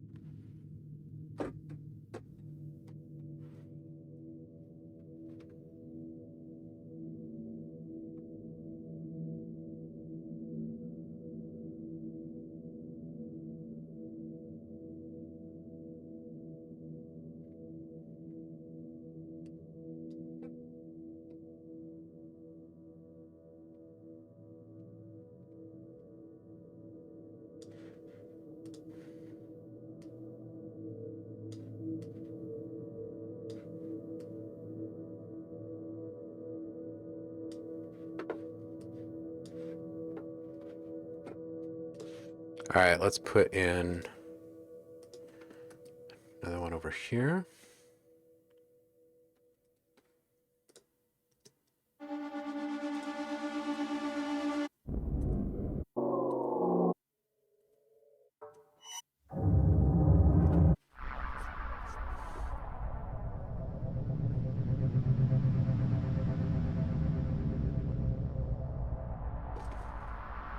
Okay, let's take this one.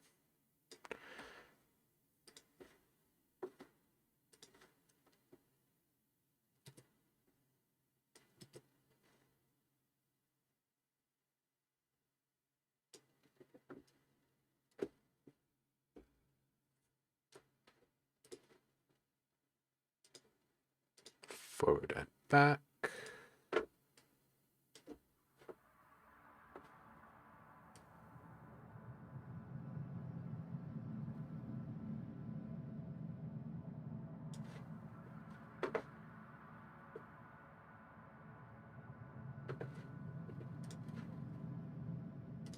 Just kill these subs here really quick.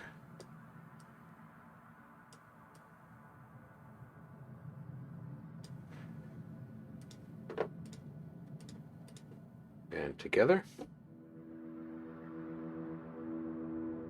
Yeah.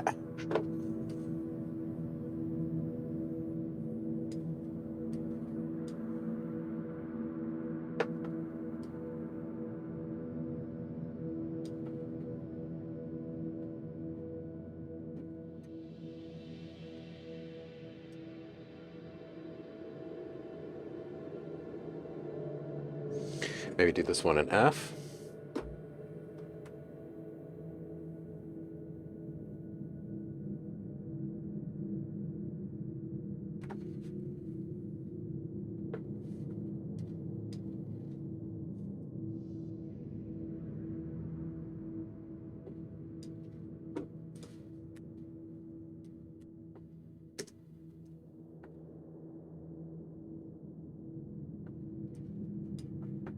Yeah, it's a good one. Okay, so what is this one called?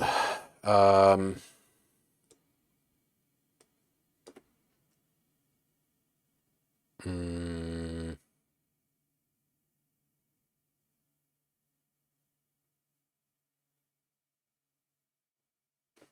I don't even know. Gloom?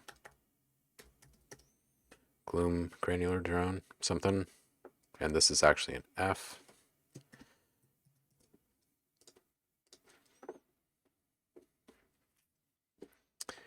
And then let's scoot this one up.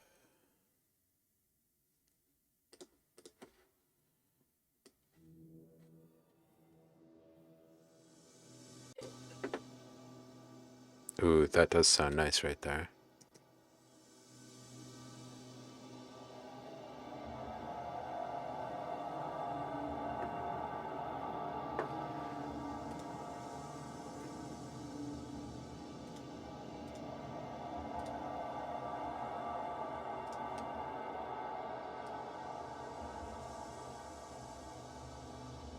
get those lows back in here.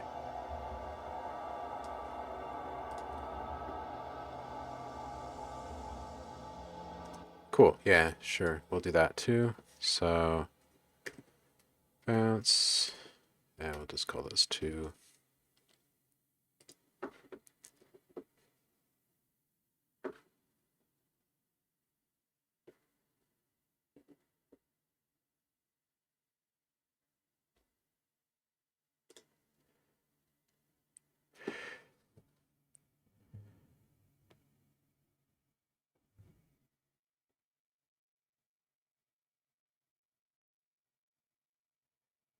What's up, Rain?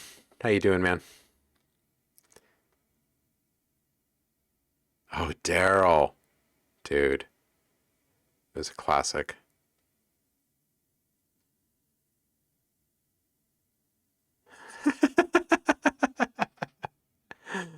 Oh my goodness.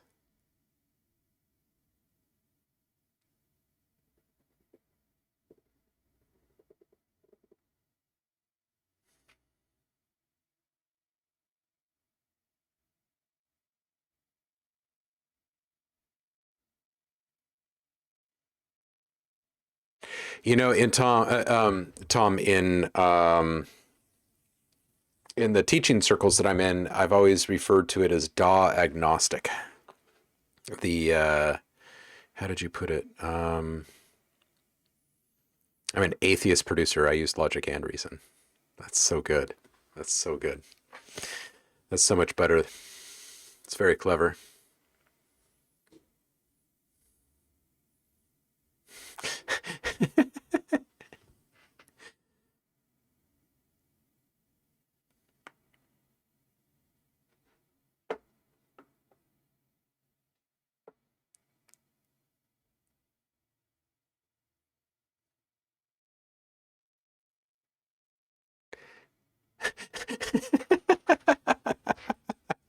I have 7 tuxedos. Which one should I wear? That's awesome. Oh, nice, Rain. Nice. Getting the stuff done. Epoch.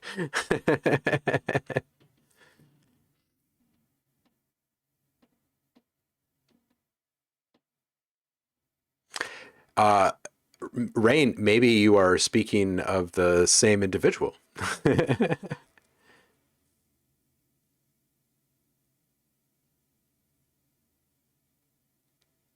Oh, of course, Daryl can only exist on VHS, unless you have it on Betamax, I guess.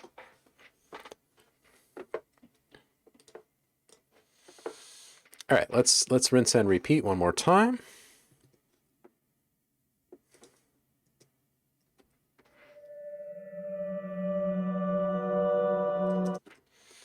Go with Nemo here, granular, edit, back and forth. It looks kind of slow. Hold on a second. Wait. No, it's good. Okay, so next, let's get back over to a browser here, and we are going to go towards what? Ooh, insects remain. So we'll just mutate just a touch more.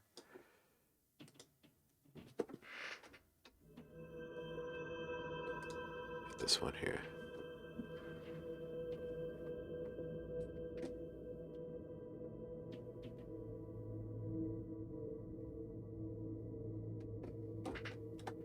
Oh wow, that mutate took out almost all of the high end from it.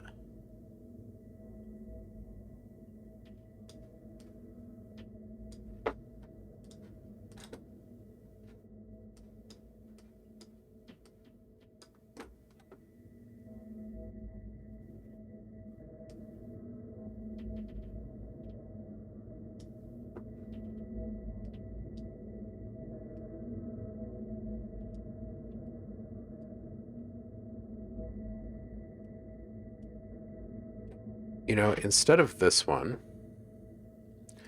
let's take this and let's open up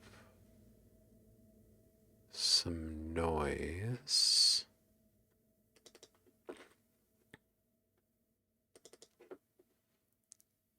And let's do...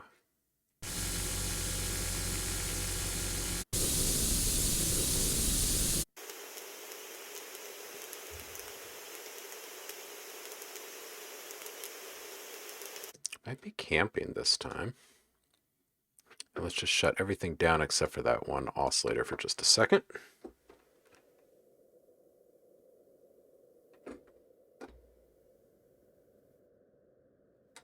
Yeah, let's get this up one, and then let's also loop.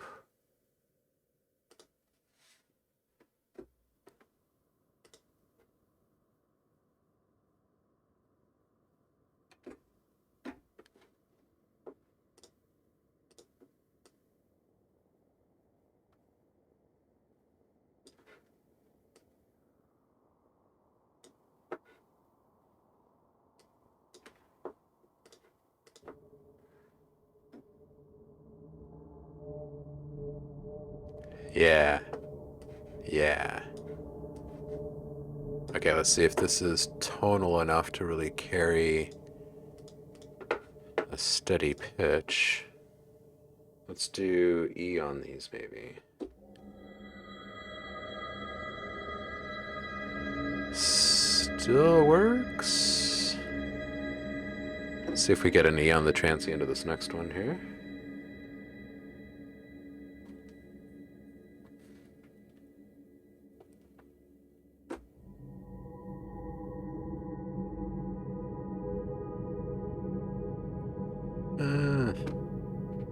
And up here.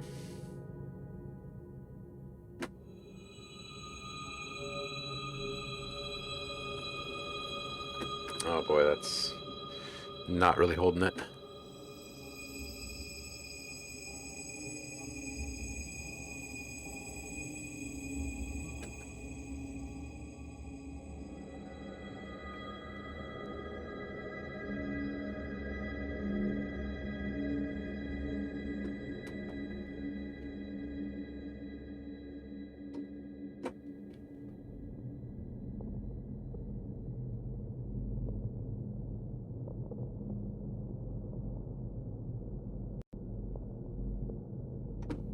All right, well, I'm not going to sweat it. We'll call it E for now. Think I'm digging where the E lands on this one.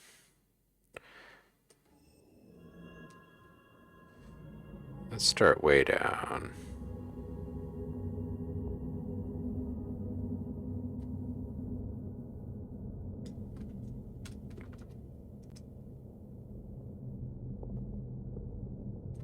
Nah, too low.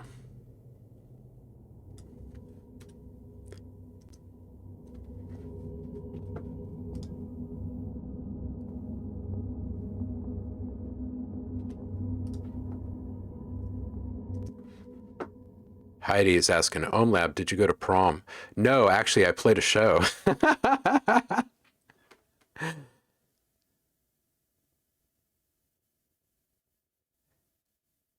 Yeah, I did the one the year prior.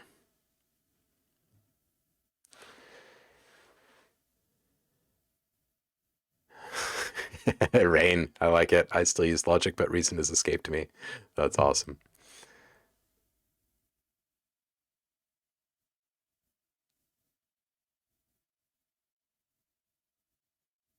Indremia has lost the concept of time. I was mysteriously teleported to the future, transformed into a robot, then accidentally traveled back to this point in time. No clue how old I am. 10, 100, 1000, more? The crash landing damaged some of my memory banks. Error. Oh no. Oh, that's great.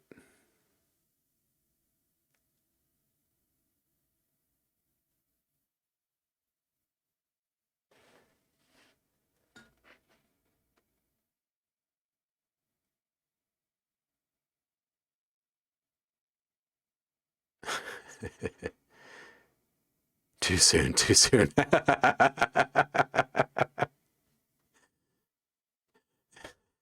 Way too normal. No buckets of blood? Oh, man.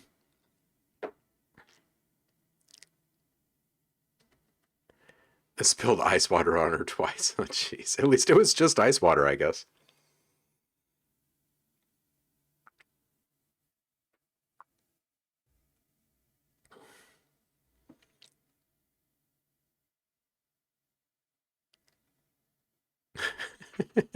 She's your next door neighbor, Paul.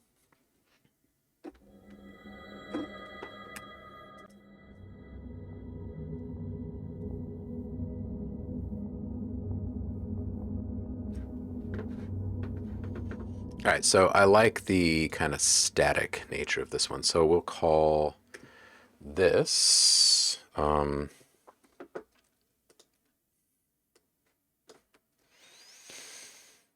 I think I might have used isolation in the last one.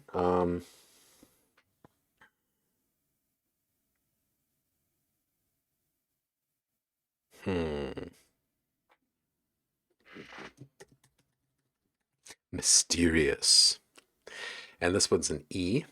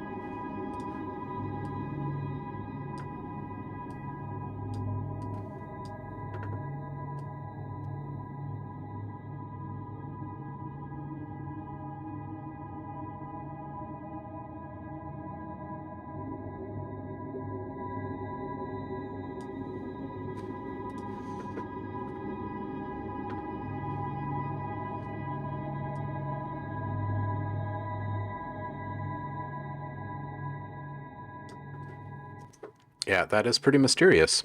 That's a good name for it. So this will be number 2. Let's put one up around like E5 or 6. Let's see what we can get out of that kind of piercing region. That's pretty piercing. Let's see what that sounds like.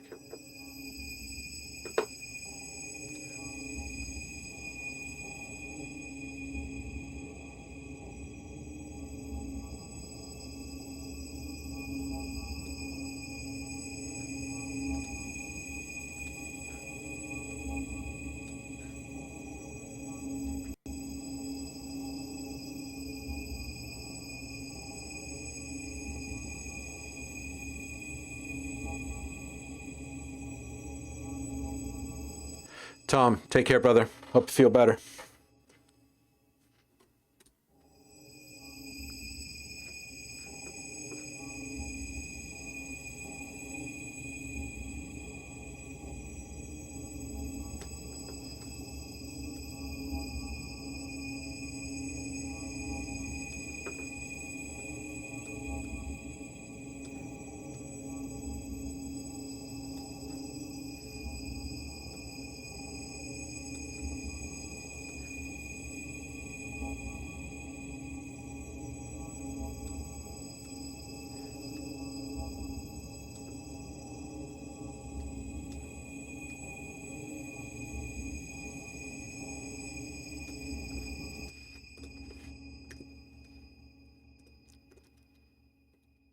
And this will be number 3. Wait, why is that? Oh, because I never... Hold on just a second.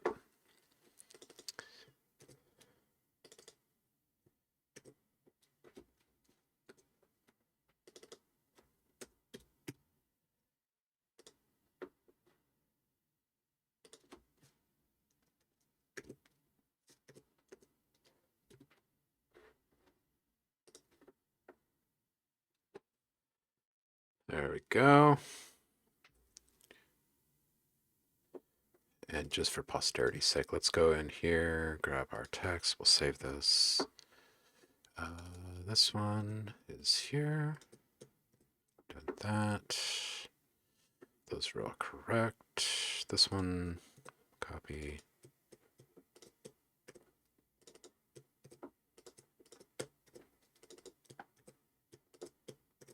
All right, cool. Done. Save again. All right, back to our hybrid here. Alchemy.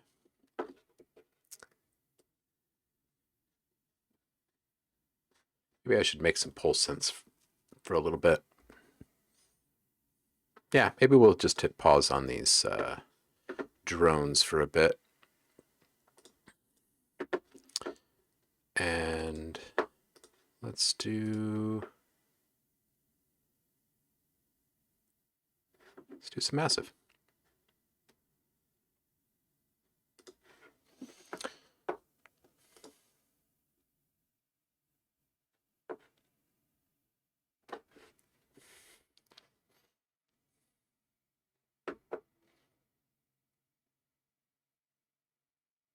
Gracie is super sweet, but a real firecracker.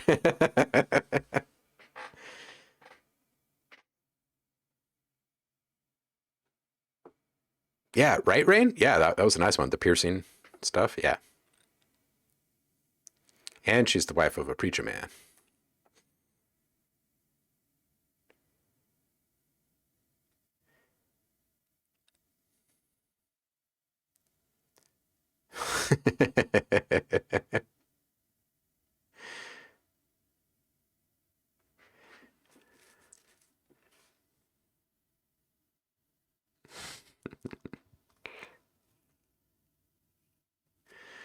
Oh my goodness, Heidi. Back in the day. Oh, there's massive. I was wondering where that opened. All right.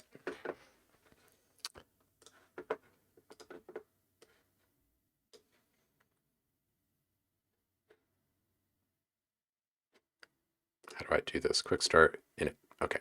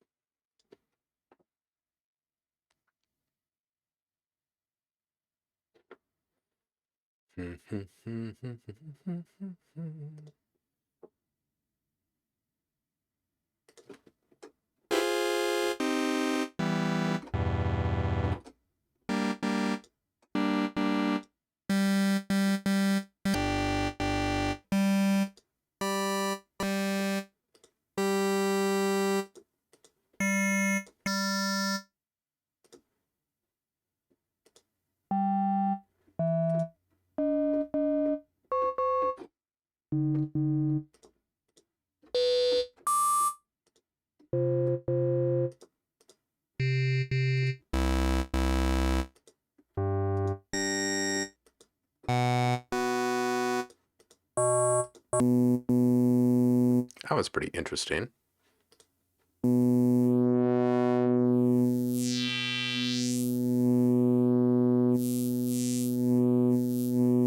Kind of some kind of like electric kind of thing. Let's put a little like a little pulse kind of thing on there.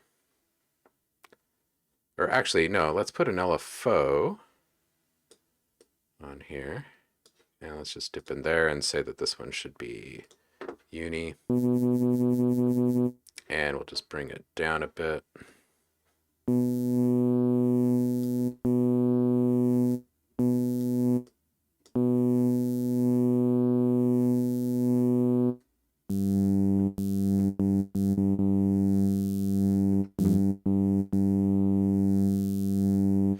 And let's do a, let's see here.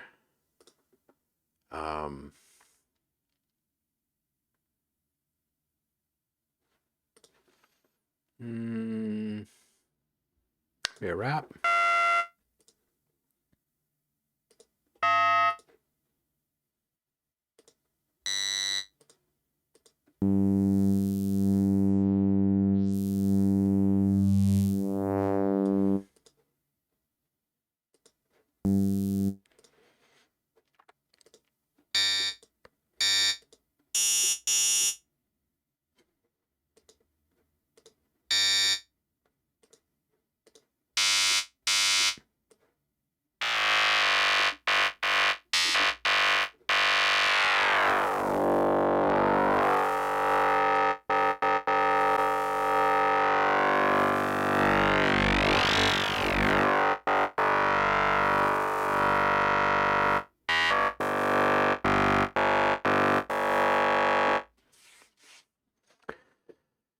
not the most stable of the options.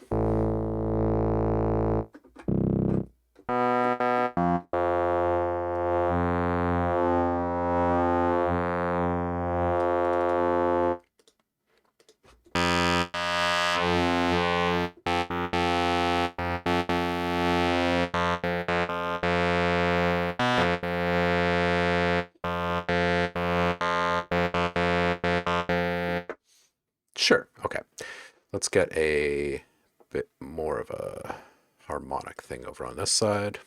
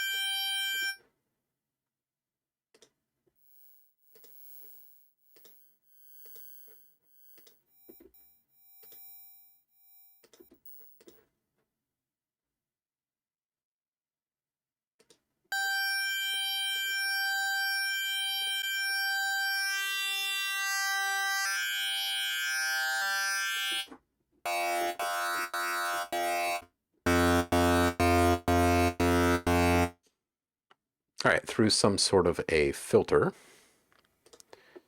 And let's bring this down. Go with the Moog there. And let's do a... What do we got here? These are eighth notes. Sure.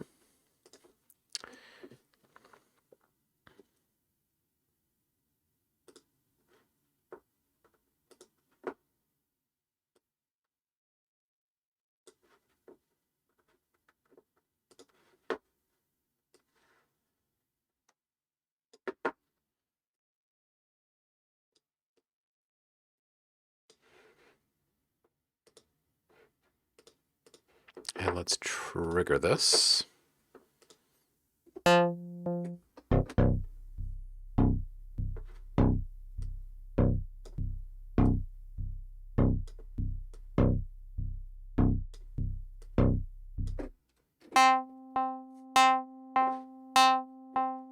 Sure. Back to here.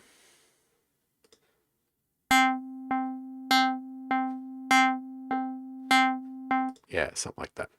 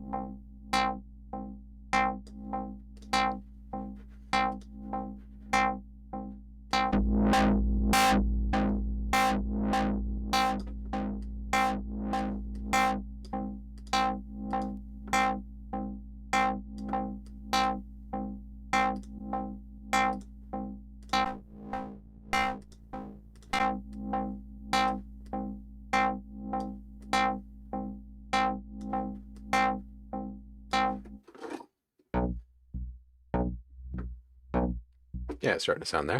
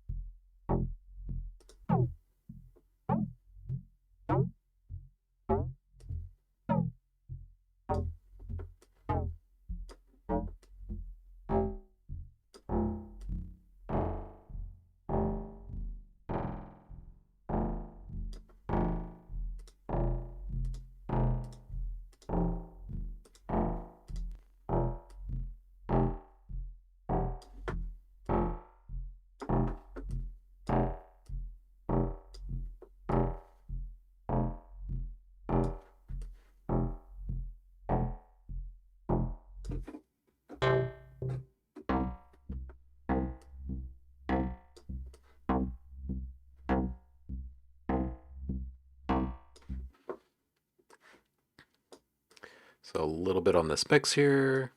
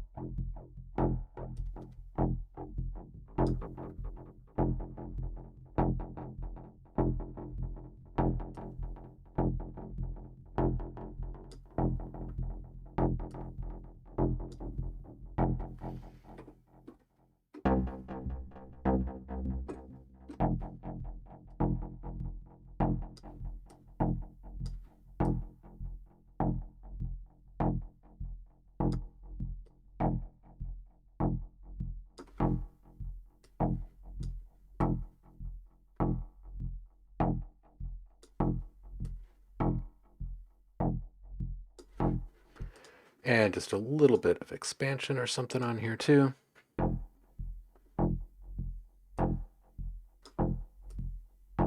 Let's thicken it up a bit.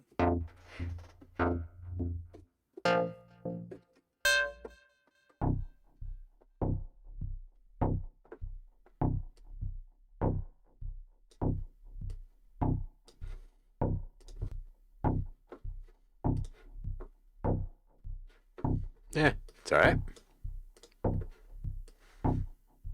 All right, let's do a little bit of routing over here.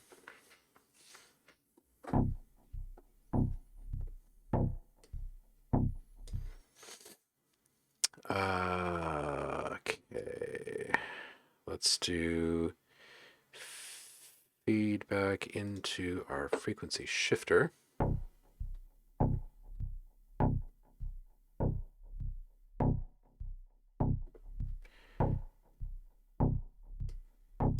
And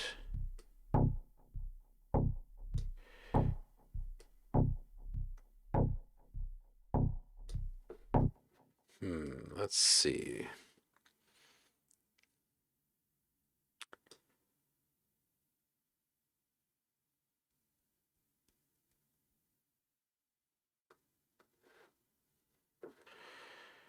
Well, I think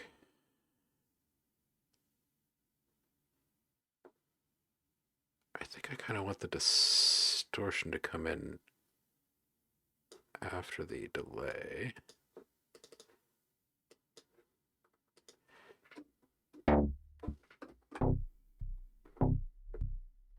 It doesn't sound nearly as good though.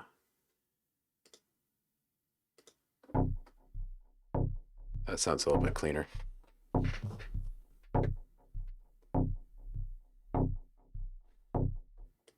All right, let's get a little bit of added noise into our ring mod. Come back over to our noise here. And let's just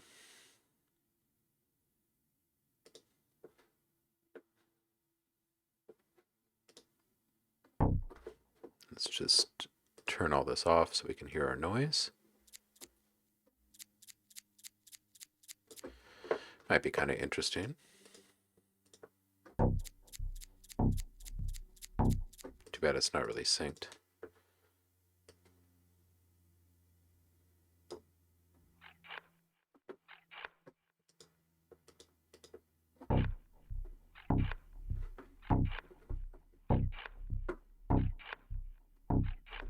We can change that though. We can just kind of force that. Let's see. Let's take uni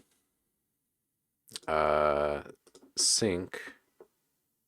Sure, 16s. That's fine.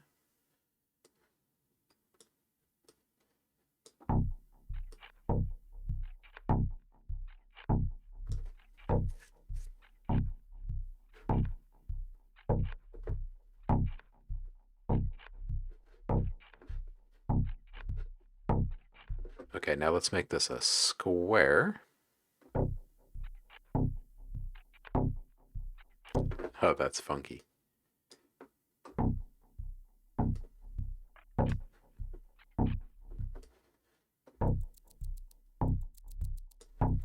That's better. All right, now let's get back to our routing. All right, so that noise needs to also then go directly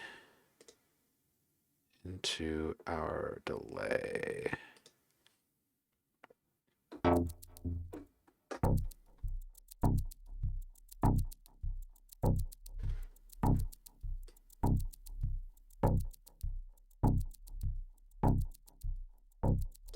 That's cool.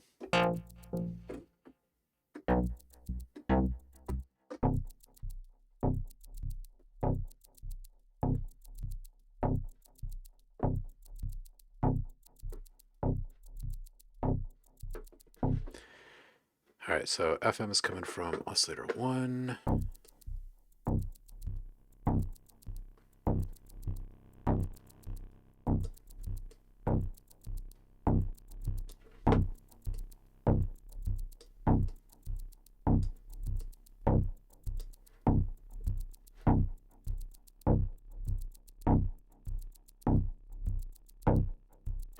And you know, instead of this going into the frequency shifter first, I kind of wonder if maybe it should bypass that and go into the filter.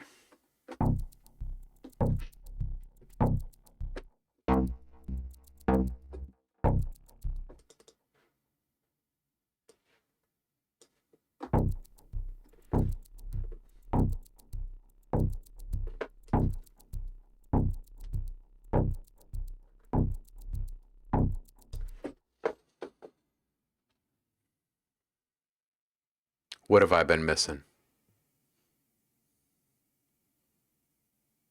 Dude, Saf banned someone.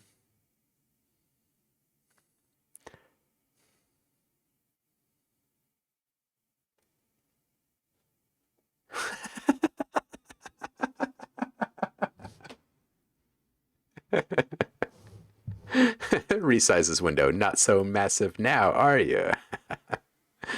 Oh, Rain, you're awesome.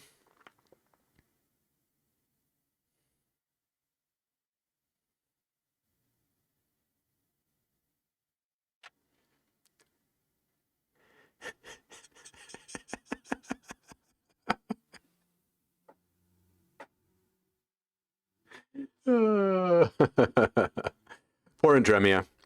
It's like the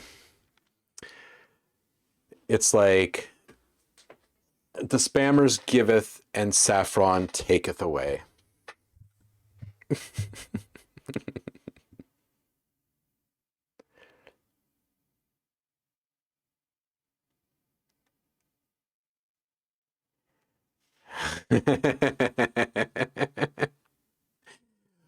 What if they're bad guys? If you are infamous with the infamous, where do you stand?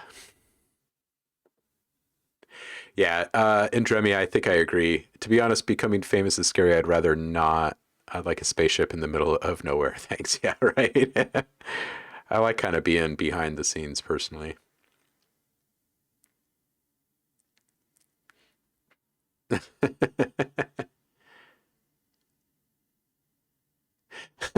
I like the idea of middle of nowhere, but really like DoorDash. That's hilarious. I like high-speed internet, right? Oh, can't stream on a 56K squirrel modem. Go figure. Speaking of which, have you heard my 56K squirrel modem yet? That's awesome. That's awesome. I need to hear this. I'm not sure if I've heard this. Oh no.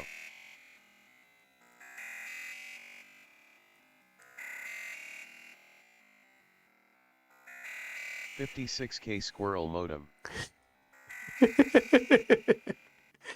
Too bad we can't see the chat from Twitch on this one.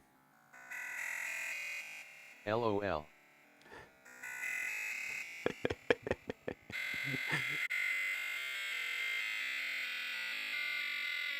That's pretty great. That's pretty great. Run that through FM8.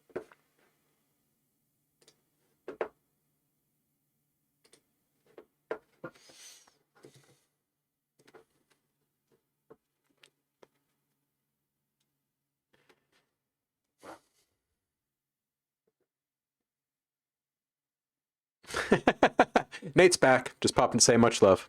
How you doing, dude? Got pretty far considering constant interruptions. That always feels good. Work through the interruptions. Fame amongst peers is great, but fame amongst creditors? Communing with the modem gods. What's up, TJ Empirical? How are you, man? Oh, that's hilarious.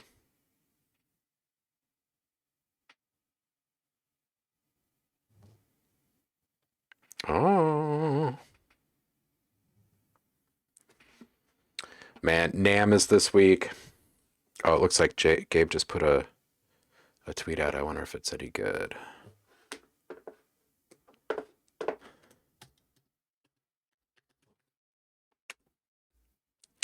My mind and my focus is split.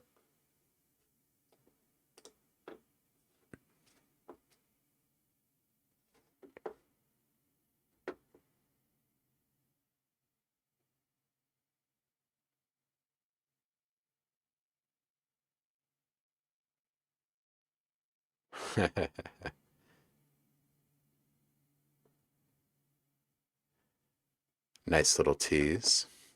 Gabe just sent out a tweet teasing the release of 1.7 tomorrow at NAM. We would really like to win Best of Show.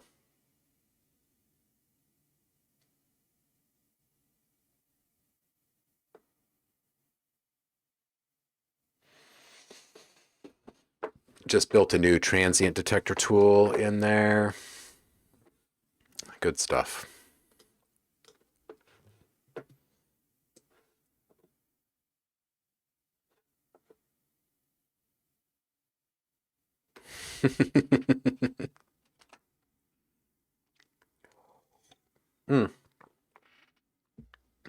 Paul, did I take that away a little bit too quickly?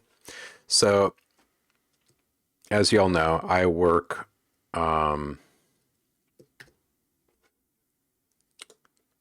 with the Audio Design Desk.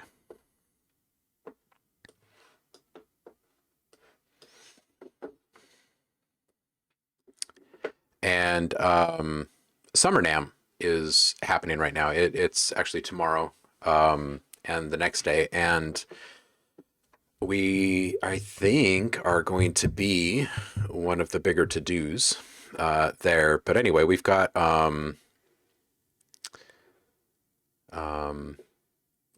new version coming. We've got this fantastic new interface that's being developed right now.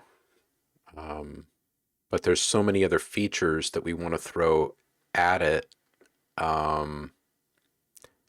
that we're basically going to rebuild the audio engine from scratch. Well, I say we. It's really Ryan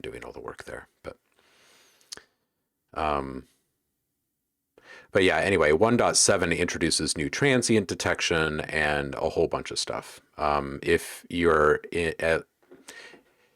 at the very least just interested in working on sound and music for picture, then this is an absolute no-brainer.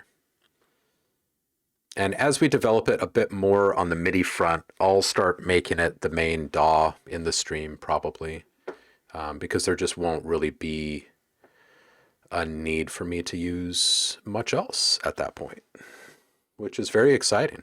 We'll make a real run at the DAW market, transform the way people think about making music and sound and how to freaking use it.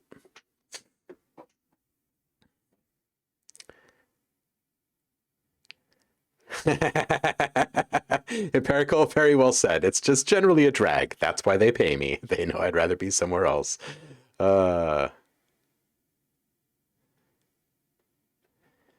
Saf says, question for OhmLab. Do you need experience to work for noise? I remember applying for noise and sending a resume to them, and they ignored my resumes because I didn't have experience. Yes. Yes. The short answer is yes, you need experience to work with any of those companies. I guarantee you they get more inquiries than you can imagine, every single one of them. And they will ignore 99% of all of them that come in. Most opportunities with companies like that have to go through someone, right? So like I do occasional A&R for folks, and you would have to have a good deal of solid releases with sales backing them to really get in with any of them. The only time that isn't true is when you're able to just simply sell sounds like in a marketplace. So you release a pack and then you get it up somewhere, and it's got to be a fairly open marketplace for you to get in initially without already being established, right? Like if you're taking your solo debut to a marketplace, it's got to be really spicy.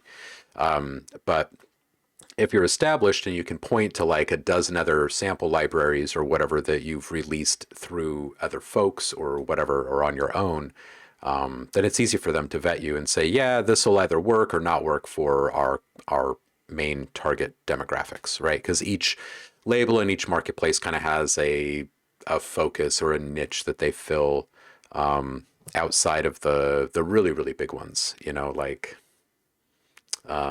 sounds.com, which is Native Instruments, and Loopmasters, Big Fish. Like those are kind of the catch-all ones, but pretty much everyone else has some kind of a niche that they're serving.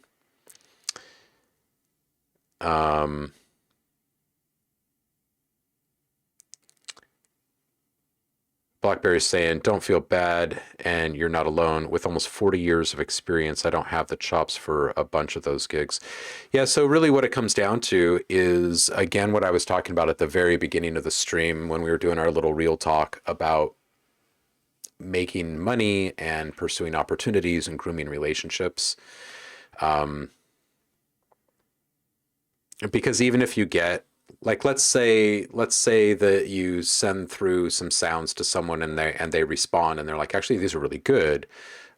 We've never worked with you before. Would you consider a buyout for like $250 or something like that, right? And which is atrociously low. But at the same time, that's exactly the opportunity that you're waiting for right now is to get your foot in the door somewhere.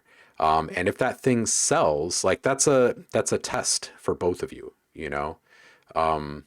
If it sells, then they'll ask you back for more. You can put more stuff in front of them. But I would really encourage everyone that's wanting to get into any one of these marketplaces, or to start doing buyout packs, right? Like where you're basically creating sounds and then you sell ownership of those sounds or instruments or whatever to whatever label or company, XYZ, which I still do a fair bit of. I don't think that getting points on every project is important. And I think that it goes a million miles further with grooming relationships to create something and hand it over to someone, showing them that you have faith in their concept, in their platform, in the efforts that they're going to put into growing this thing, right? And they in turn show faith in you in paying you more money the next time around for something even better. But you really got to have examples, like really, really solid examples. I wouldn't encourage anyone to approach any of these folks with less than, say, 5 releases elsewhere, right? You got to remember that noise specifically is spun out of sample phonics. So basically it is sample phonics. It's just the subscription model for sample phonics. And one of the big hooks of sample phonics was we record musicians. Like we have real artists out there, real performing artists and producers, and they are producing this stuff. And it's so freaking delicious that we have to nab it and then we give it to you, right? Or sell it to you. Which is the same exact concept of output, right? So you're not going to walk up to either of those companies, the average person, and just say, hey, can I do this? And them respond and say, yeah, let's do this. You've really got to have like solid examples. And what I was saying earlier about allow those things to be portfolio pieces instead of released works. Now you're knocking on their door with that candy bar, right? It is the difference. You have something that they want. It's right there in front of them. It's already done. They don't have to worry about you following through and delivering. They don't have to worry about giving you some sort of advance, signing a contract, and then getting a much lower standard audio quality than they were expecting, for instance, right? They know exactly what it is before they buy, right? And you give them a chunk of it before they buy it. You know, try before you buy it. You send through a pitch, basically. If you have 5 solid releases and you're shopping them around, you could approach someone like Noise and say, hey, first right of refusal. I'm just stepping into this space, so I know that I don't have the experience of some of the producers that you work with, but these are the first 5 packs that I'm shopping around. Do you have any interest? Right? And they might pick one up. You know, I would start personally, I would encourage you to start with a smaller name though. Right? Just because if you can kind of leave breadcrumbs of your efforts out there online, it's very, very rewarding because here's 2 different scenarios for you. Hi, Noise. My name is Nick, and here's 5 sound packs that I've made, and I'm now shopping around to places. Do you want to buy one? Versus, hey, I'm Nick. These are 5 projects that I'm currently shopping around. Plus, here's links to my last 5 releases on these 5 different labels. Right? So it's better if you kind of work your way up to those brands, right? Everyone else has. You need to too, right? It's just kind of the nature of the beast. But really solid question, and you can't ever beat yourself up for not getting a response. The only thing you can really beat yourself up for in this business is not sending the email, is not putting yourself out there. If you put yourself out there enough times, something will happen. Law of averages will always break your way. Do label releases really matter if you're shopping sample packs? Oh, so when I'm saying a label in regards to the different marketplaces, I'm referring to them, right? Like, you know, when we were first building ADSR, for example, there wasn't anything like this out there. So it was very much like a come one, come all, bring your sound, show us what you have, we'll make a space for you.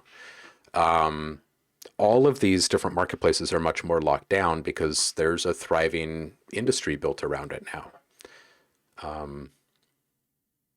So if you have, So if you get into one, you have to already be in others, chicken and egg. Well, no, you don't have to be, because there are still plenty that are emerging. This is a massive growth area of our industry. It has the biggest growth curve potential of any other part of our industry right now. And it's because the number of tools and resources to make music and manipulate sounds are increasing at an exponential rate. So the desire, the demand for sounds is increasing at an exponential rate as well. So there are plenty of opportunities for you to get out there and put stuff into a marketplace somewhere. The bigger play though is taking a pack of sounds that you've created and selling it for a few $1,000s versus putting up a sound pack somewhere and selling it like 5 or 6 times over the next 6 months and making nothing basically off of it, right? And the people in the business understand where sales are happening and what kind of marketplaces are what. So don't try to spin it. Don't try to make it seem bigger than it is. Just, put it out there like these are the last releases that I've had elsewhere, or this is where I'm currently selling these things. And right now I'm just shopping around for buyouts.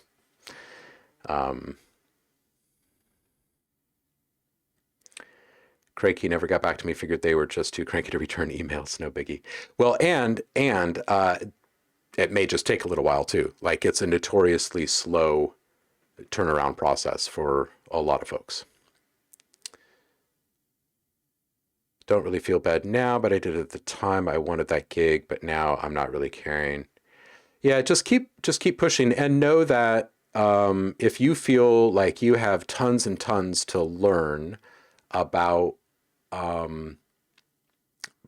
parts of a business or an industry or how things are made, it's a good indicator that you're not ready to step into that role at a higher level company yet. They're going to expect you to have some kind of experience with a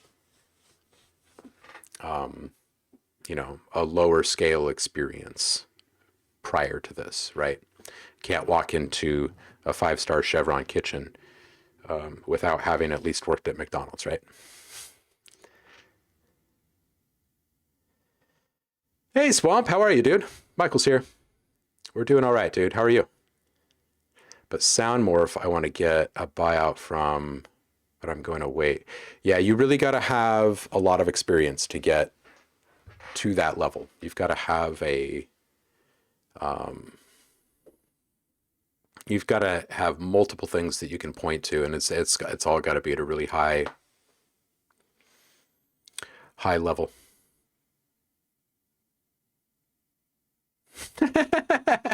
I know, Patience. It's called granular. Like any other business, there's no shortcut to the top. The only difference with the entertainment biz and other biz is that the emotional risks versus reward are huge and the financial rewards are generally small. Yeah, that's a pretty good way of putting it. And just remember that, like everyone has a budget. And if Noise has money to spend on a sound pack that they're not going to be creating in-house this month, are they more likely to answer an email from someone that they've never spoken with? Or would they reach out to someone that has already delivered to them success, right? Like proven sellers. And 9 out of 10 times, those companies are going to go back to the people that have already provided something great for their clientele, which is exactly why you hold them in such high esteem, because their stuff is at this other level. You know what I mean? So it's just, it's a real thing. It's a real thing. Yeah, what up, Lab? How are you, dude? Thank you so much for the sub. I appreciate it. A good place to be. Any thoughts on sound designers working with musicians, physical instruments to produce packs? I think that'd be fun from the player's perspective. Absolutely. Absolutely. And it happens constant. Like that's half of the industry. That is half.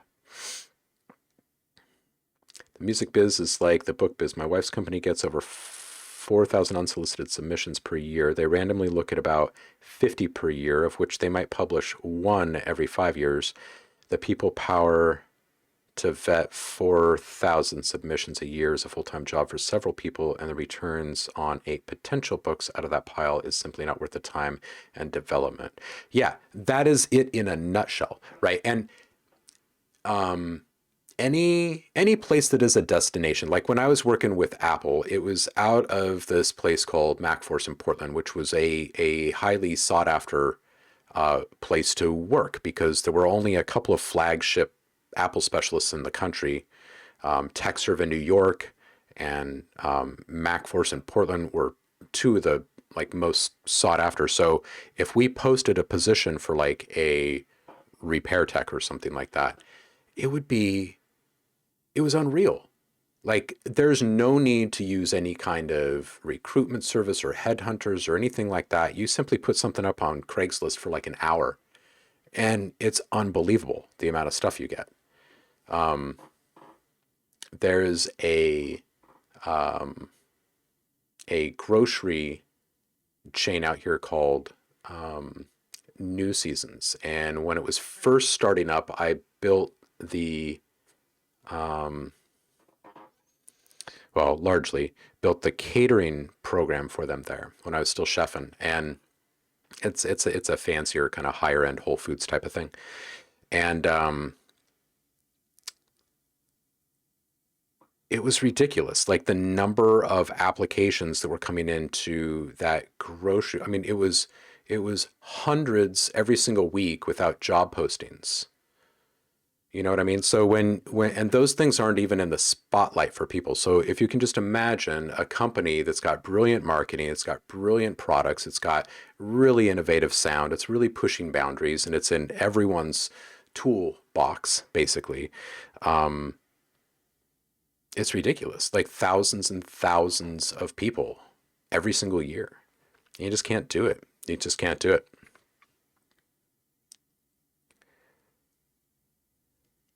Need to find some geniuses to mangle my sounds. Rain, send some through.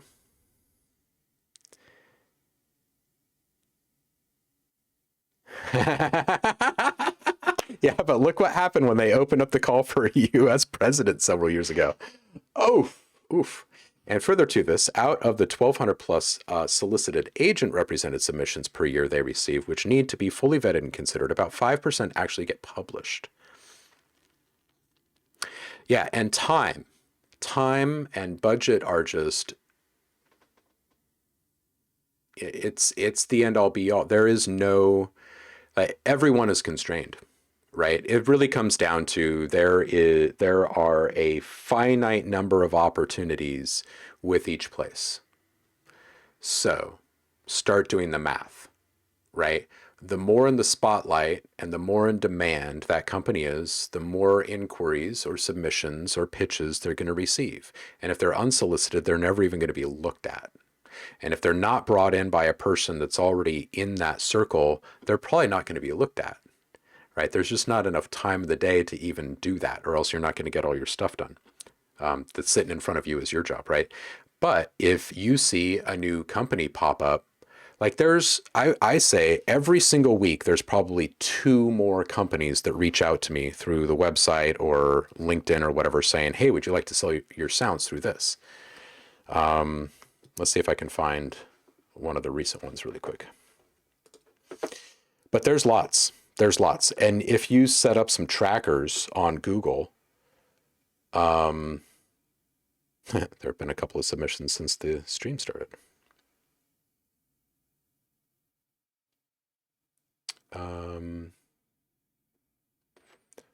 Let's see here.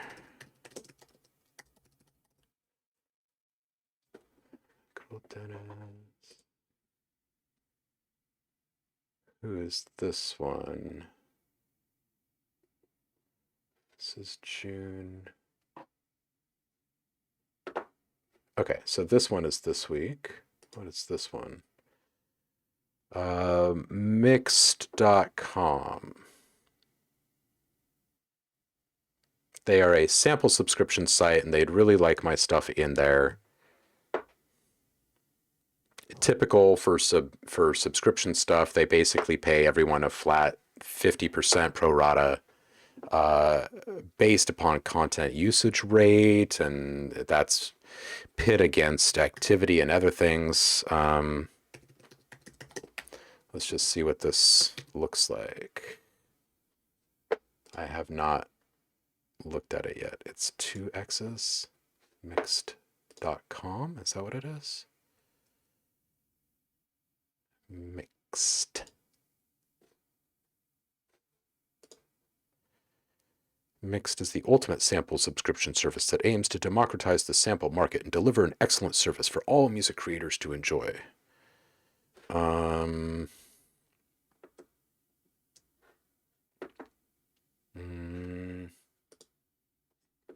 Well, their site actually isn't loading. Here, let's just pull this over here. Let's see here.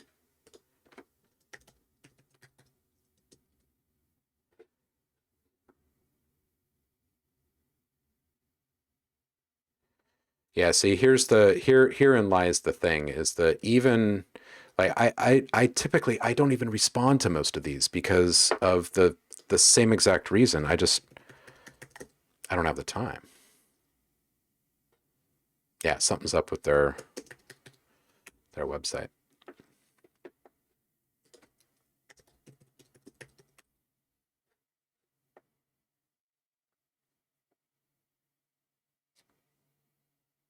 Okay, yeah, see,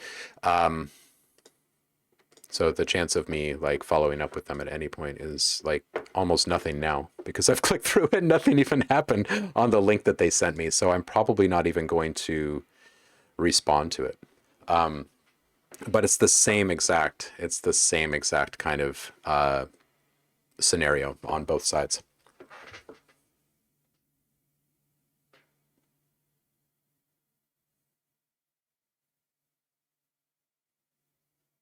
And yeah, the record business is the same way. But again, there's always these new labels that are starting, and usually they're being started by people who are frustrated with the current landscape in the industry. And so they're trying to make some kind of an impact, right? It just takes a little time for them to gain momentum. Saf, have a good one, dude. Blackberry says, and my wife's company is a modest-sized national publisher in Canada. Rain says, this is why the Amazon self-publish list is full of absolute junk. Everyone without the metal goes there, and most of those feel they don't need an editor or proofreader. Right, exactly, right? And I bet a lot of them are freaking American, too. It's the mentality. That's another thing. It's like a truly legit thing. Is like, it's not great to work with a lot of super entitled, I'm so great Americans when there are super humble and easy to collaborate people from across the pond that are also wickedly talented.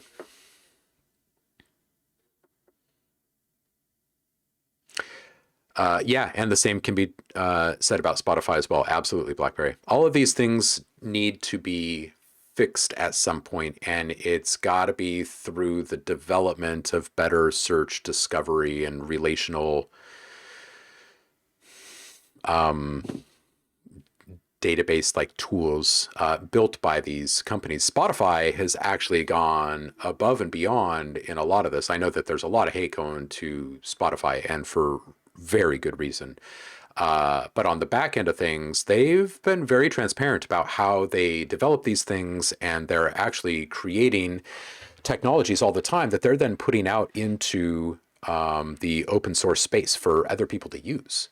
And it takes them a lot of money and big teams to develop these things. So when you start to look at all of that, you start to realize just how massive all of this is and just how difficult it is to build all of this in a way that when you have, millions of creators and billions of tracks in your system, how does anyone find anything, right? How does anyone get attention? It's a big thing. Splice seems to be the one in everyone's mind, almost becoming the Kleenex of tissues. That said, do you give any merit to sounds.com or noise being just as good? I don't use sample sites since I don't have as many packs, but when I do, I avoid Splice just to feel more unique. Any thoughts? Yeah, so Lab West. The reason why you hear so much about Splice is because people who are using Ableton predominantly talk a lot about how they produce and what they produce. And it's a very social culture built up around it. And Splice was born out of this as a way to back up your projects basically and share with people. Splice, to be perfectly frank and fair, as someone who helped build ADSR and other destinations and resources online that really encouraged Splice to even chase all of this, they were a joke at first. They were laughable. And for good reason, because they didn't understand how to make it work yet, which is no fault of them. They hadn't done it yet, right? Nobody can know what they don't know yet. And that's totally, totally real. And what they did is they opened up the floodgates to anyone without much of a vetting process at all. So then you had bedroom producers of all ilk and kind, just like ADSR, but more open floodgates and you know, quite literally like hand sketched art for the packs. And there's like 6 or 7 sounds in that pack. And they're harsh and highly specific to their one dubstep hit or whatever, right? So at first it was a bumpy start. It was a really bumpy start. And then something magical happened. Rent to own. And when they put Serum up there as a rent to own thing, it became an overnight cash cow. Overnight. It gave them money to then reach out to very recognizable artists, like high level artists, and say, would you be interested in making a sound pack? Most of them responded with, what? No, what? And then they offered them a bunch of money and they said yes. So they built this up in a very, very specific and really intelligent way once they really started to realize exactly like what kind of triggers they could pull inside of people. But it upped the perception of their overall quality and all of that overnight. And because of those big names, it just started. Now, you compare that to Sounds. Sounds.com is Native Instruments.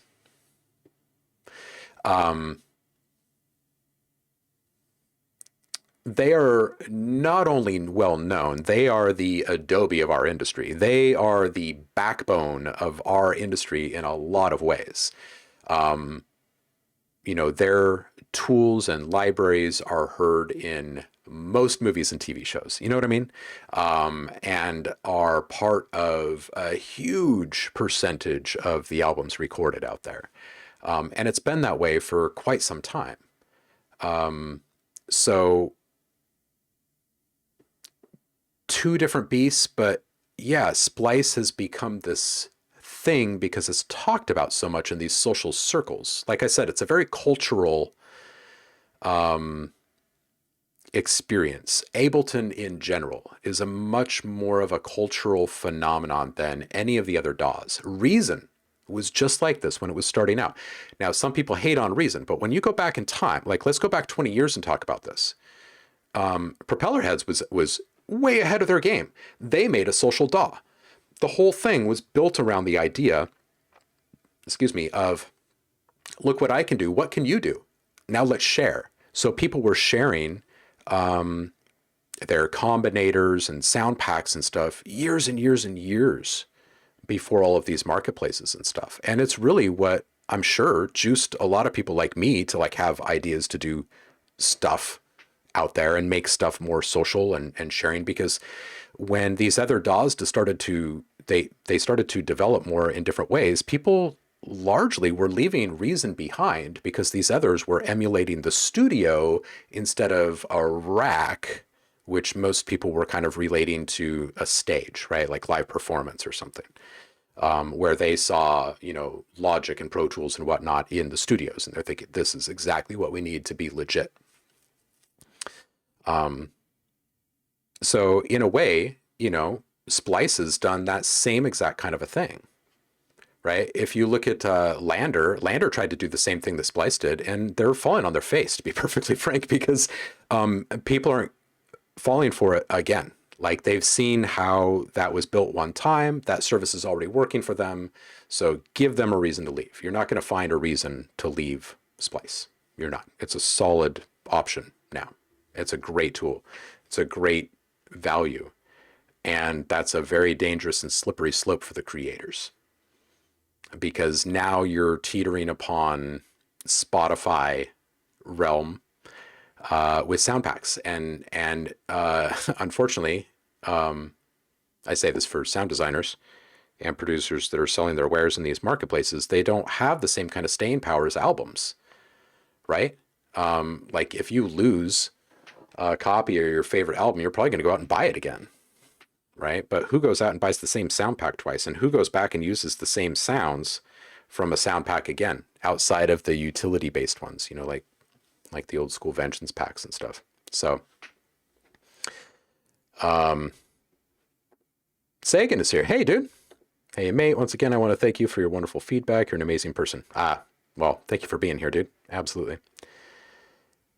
Michael has a take on this. I have a hot take on this. The music industry isn't really the music industry anymore. It's now the gear industry, OEM sounds, samples, MIDI loops, racks, and the human brand industry. I would argue that it's always been this. It's just that we are now touching those things instead of the people pulling the strings. And technology has made it all so accessible. You know what I mean? I feel like it's somewhat the same because the people that were being propped up on pop, like top 40 pop radio 20 years ago, they're still in the same situation as people today. They're not writing those songs. Like those labels built those things. They gave them a name. They found the sounds. They plugged in the songwriter. Rain says, I still haven't tried Spotify. I had no idea they just let people self-publish for stream there. Yeah. What's up, Eric? Really good conversations today, you guys. I'm supposed to have bailed by now, but we're still talking. I'm a dying breed.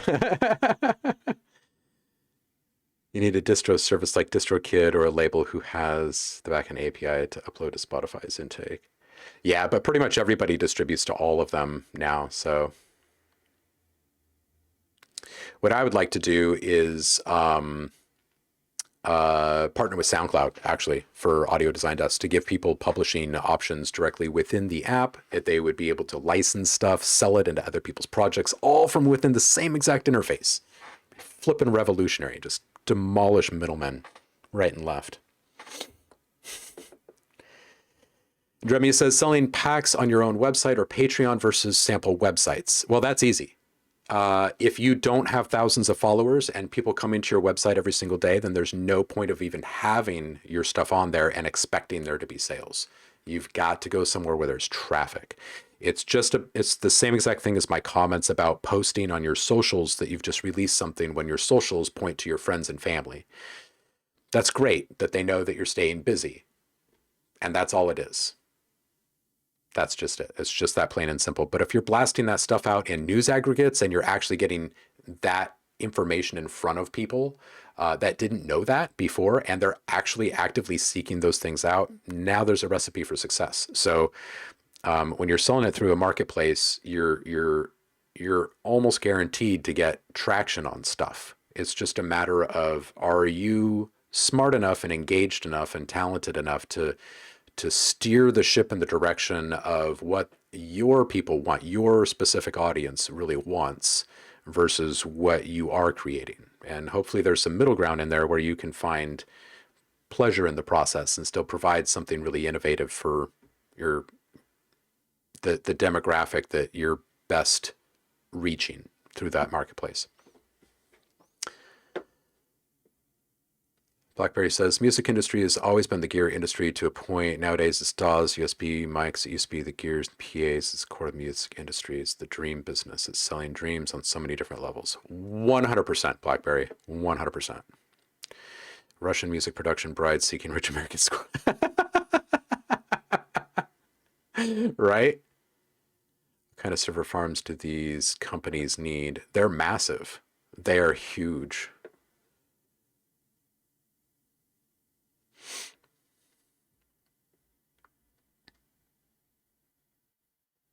Well, yeah, I mean, Swamp points it out here. It's not them. They're paying for these things, and then those companies they own deserts and jungles at this point.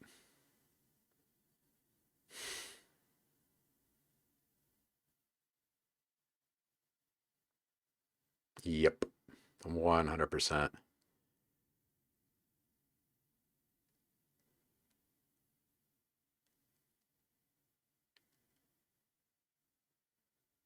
Yeah, Swamp, I've seen a few of those services.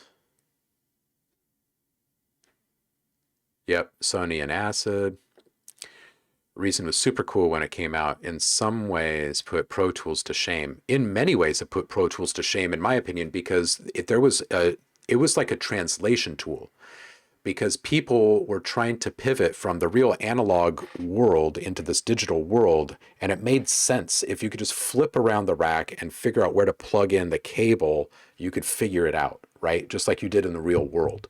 But when everything is just like digital interface, where do you start clicking, right? As someone who's only ever played with cables. So I think on a certain level, they had a huge advantage over the other DAWs at that specific point in time. Convinced the only reason Pro Tools is still industry standard is because the old guard is still using it. Same with Photoshop. But yes, exactly. 100% Rain. 1000%, really.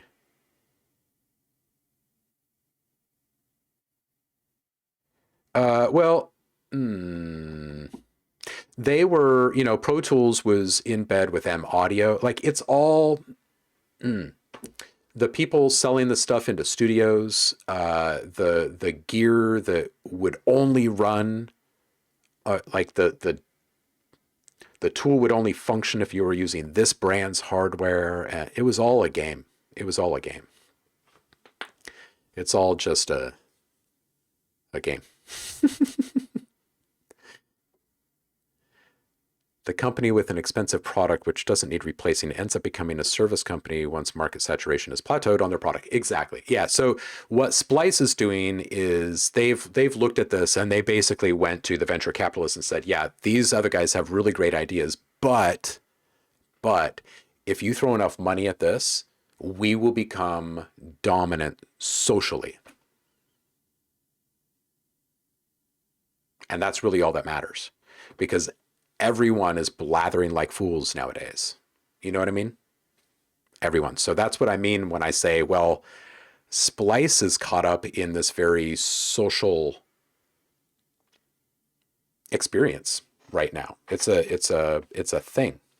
And it was all born out of this momentum that was created by Ableton, and the youth at the time picked up Ableton. And of course, they're screaming from the mountaintops like they're fully evangelized because they're making music, right? Yeah, making waves.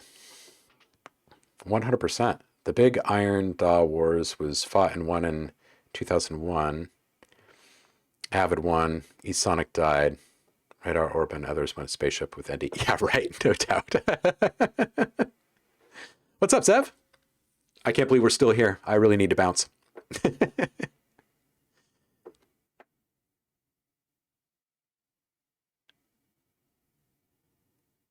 was reading about power consumption recently, and Spotify uses about 3% of the power produced in the world. Yowza. Wow.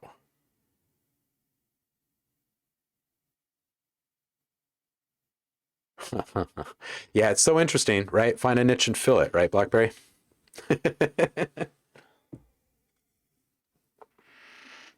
All right, kitty cats. On that note, this has been a fantastic stream. Thank you for spending all this time with me.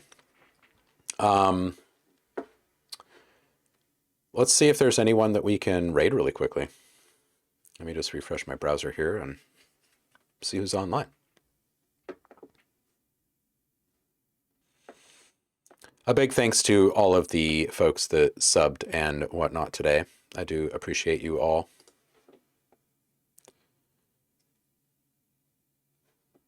Decipher. It's the only one on. Really? You gotta be kidding me. No one else? All right. Well, we'll go raid him. It's been a minute. He's doing some DJing. I'll leave you guys with something funky. Who knows what he's spinning today? Anyway, I hope you all have a productive midweek, and I will see you again on Friday. Stay inspired. Peace out.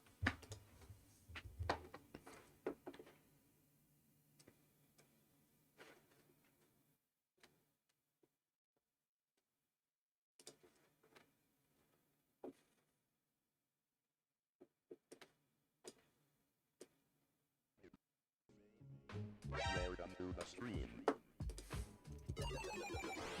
Raid detected.